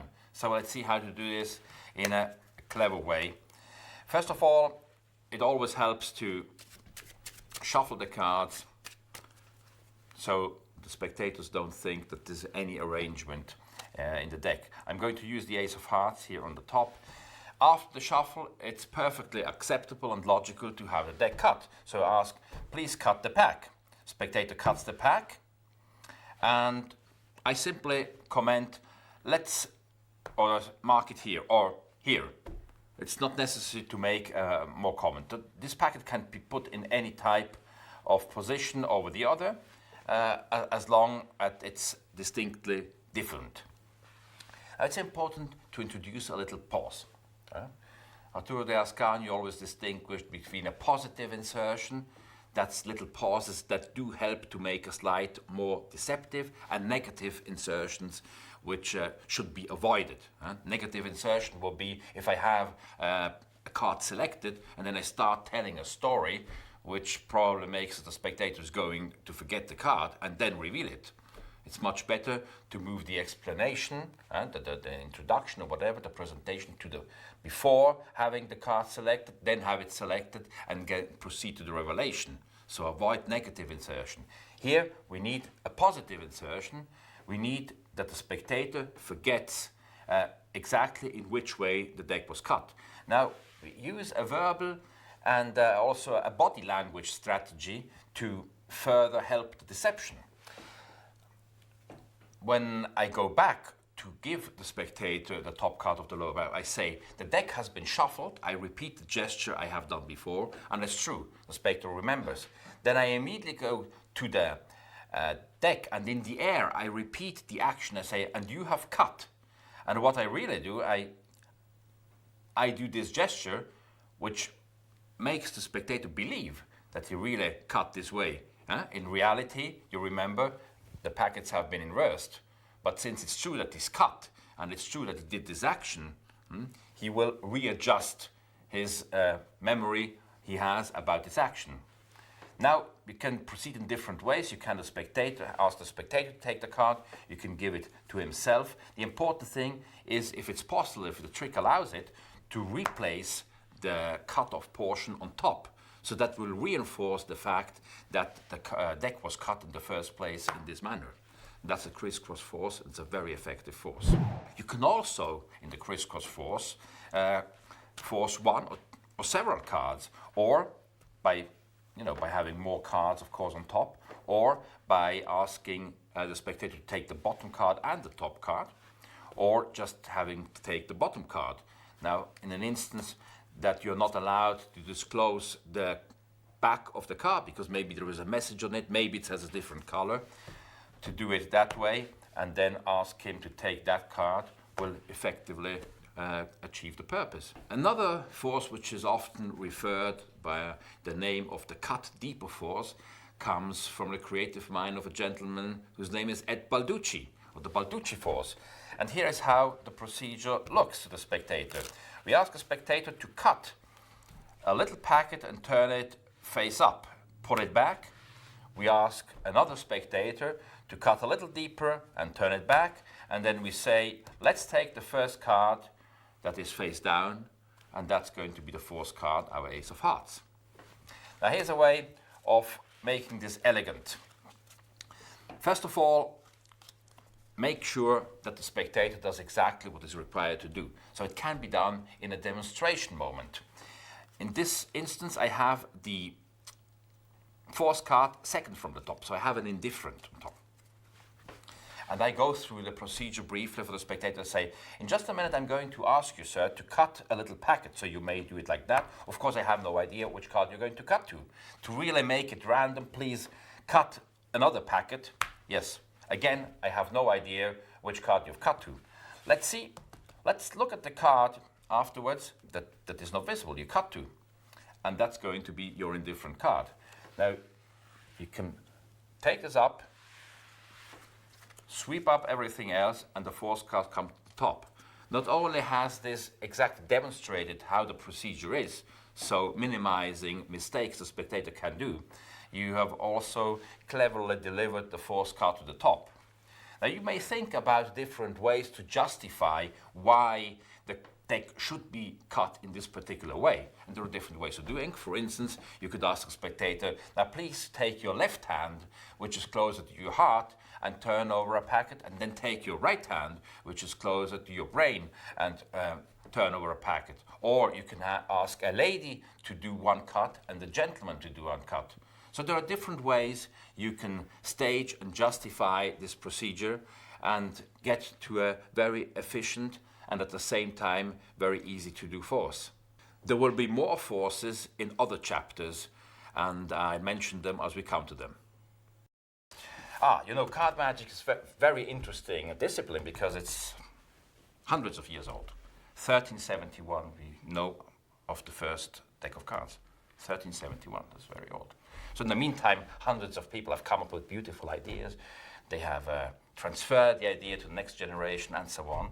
But there has been, an evolution, of course, in magic. Hundreds of years ago, a magician would shuffle the pack like that and say, Ruth, please take a card. Now we don't do this. The modern magician goes a step further. Yes, he says, think of a card.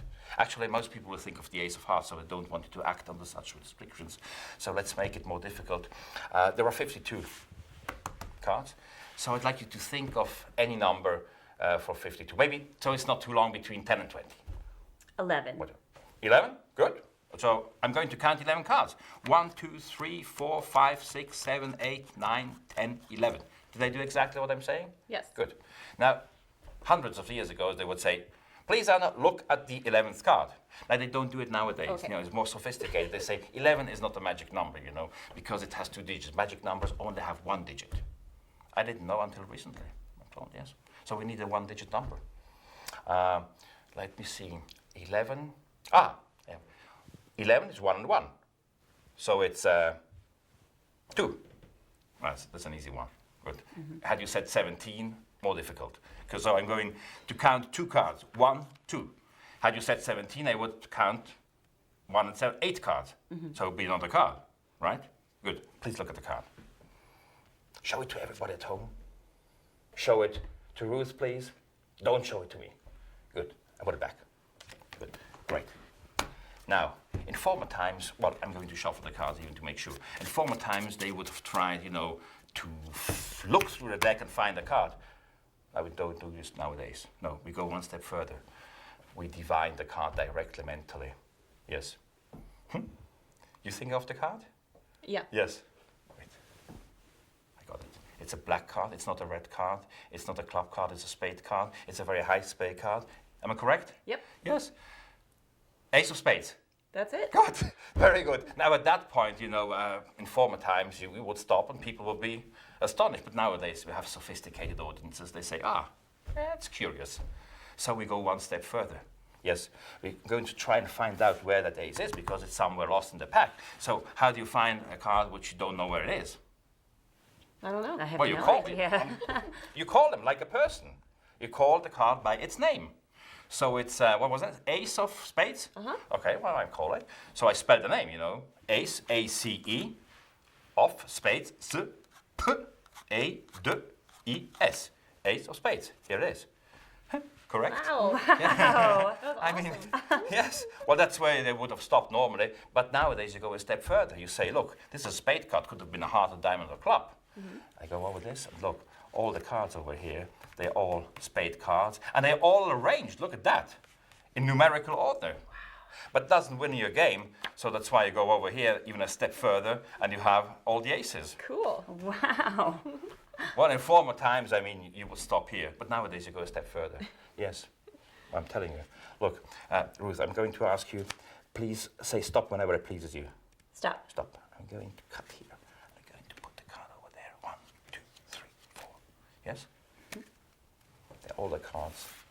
Different cards. It's not the card, it's the artist. If you want to win, the best hand at poker was that.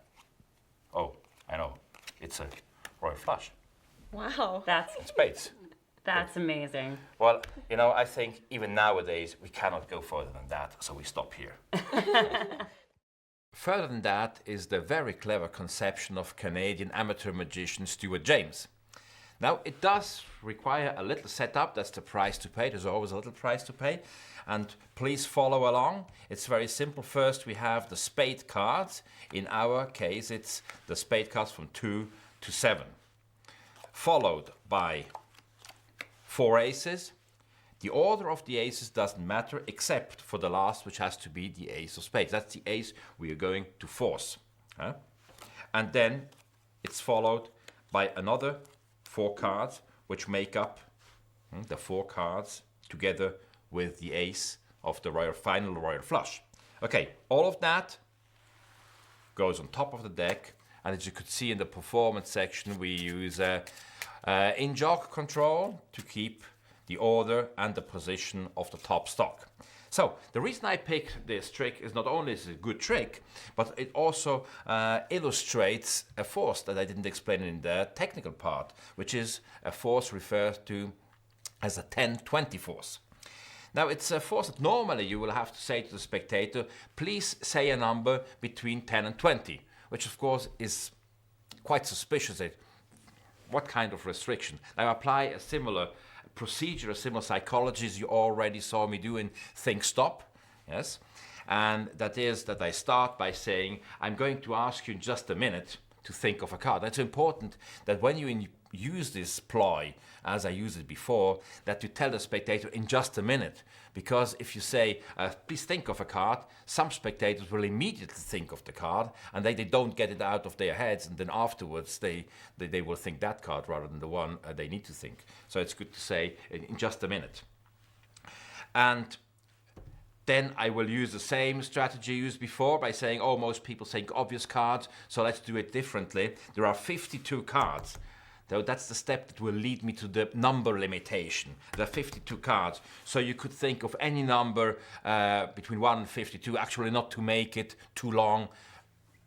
Let's make it between 10 and 20, okay? So you see how step by step I get to that point rather than going directly up to the spectator and say, name a number between 10 and 20.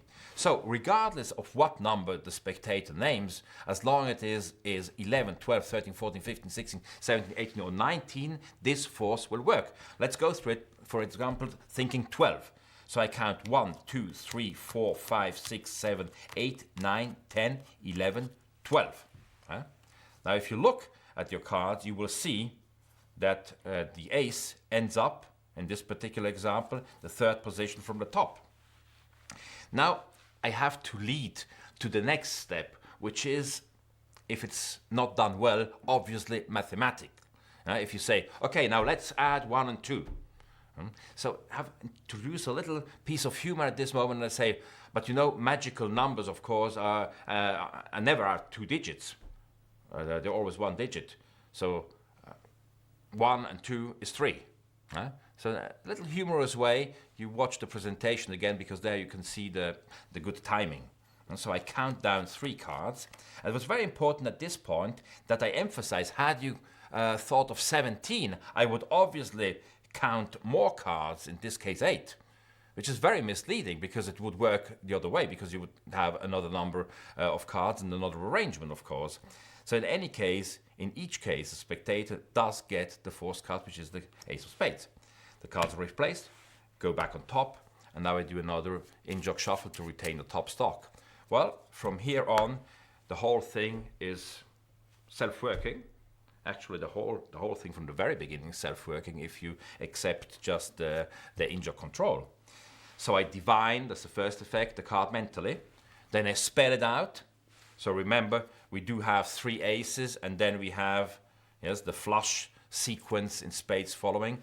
So I spell A-C-E on one side, and spades, S-P-A-D-E-S. Then I resume saying ace of spades, you know, to justify that I'm turning over the next card and not the last card of the deal. So it's a little positive insertion. Say ace of spades, here it is. And I throw it center stage. So then, following the presentation, further than that, I reveal all spade cards. As usual, it's a good idea to place the cards in such a configuration that the spectator can see both indexes, so they are not standing on their head. And next effect are the 4 aces. At this point, on top, we are left with the cards that will complete the royal flush together with the ace of spades. Now, as far as we've gone now in the course, we would use the crisscross force to force the spot. I used, if you watch the presentation again, a different technique, which is going to come a little later, also to whet your appetite. It's the river force, where I go like this. Spectator stops me at some point, and I somehow manage to get to this point where the royal flush is sitting. So as I said, in this case you would use the crisscross force like that. Just resume in 3-4 seconds what has happened until now, because we need a little time delay here, a positive insertion. And then I separate the pack, deal 4 cards at this point, saying, but of course, this is the best hand in poker, and it's a royal flush. And there it is. So that's further than that.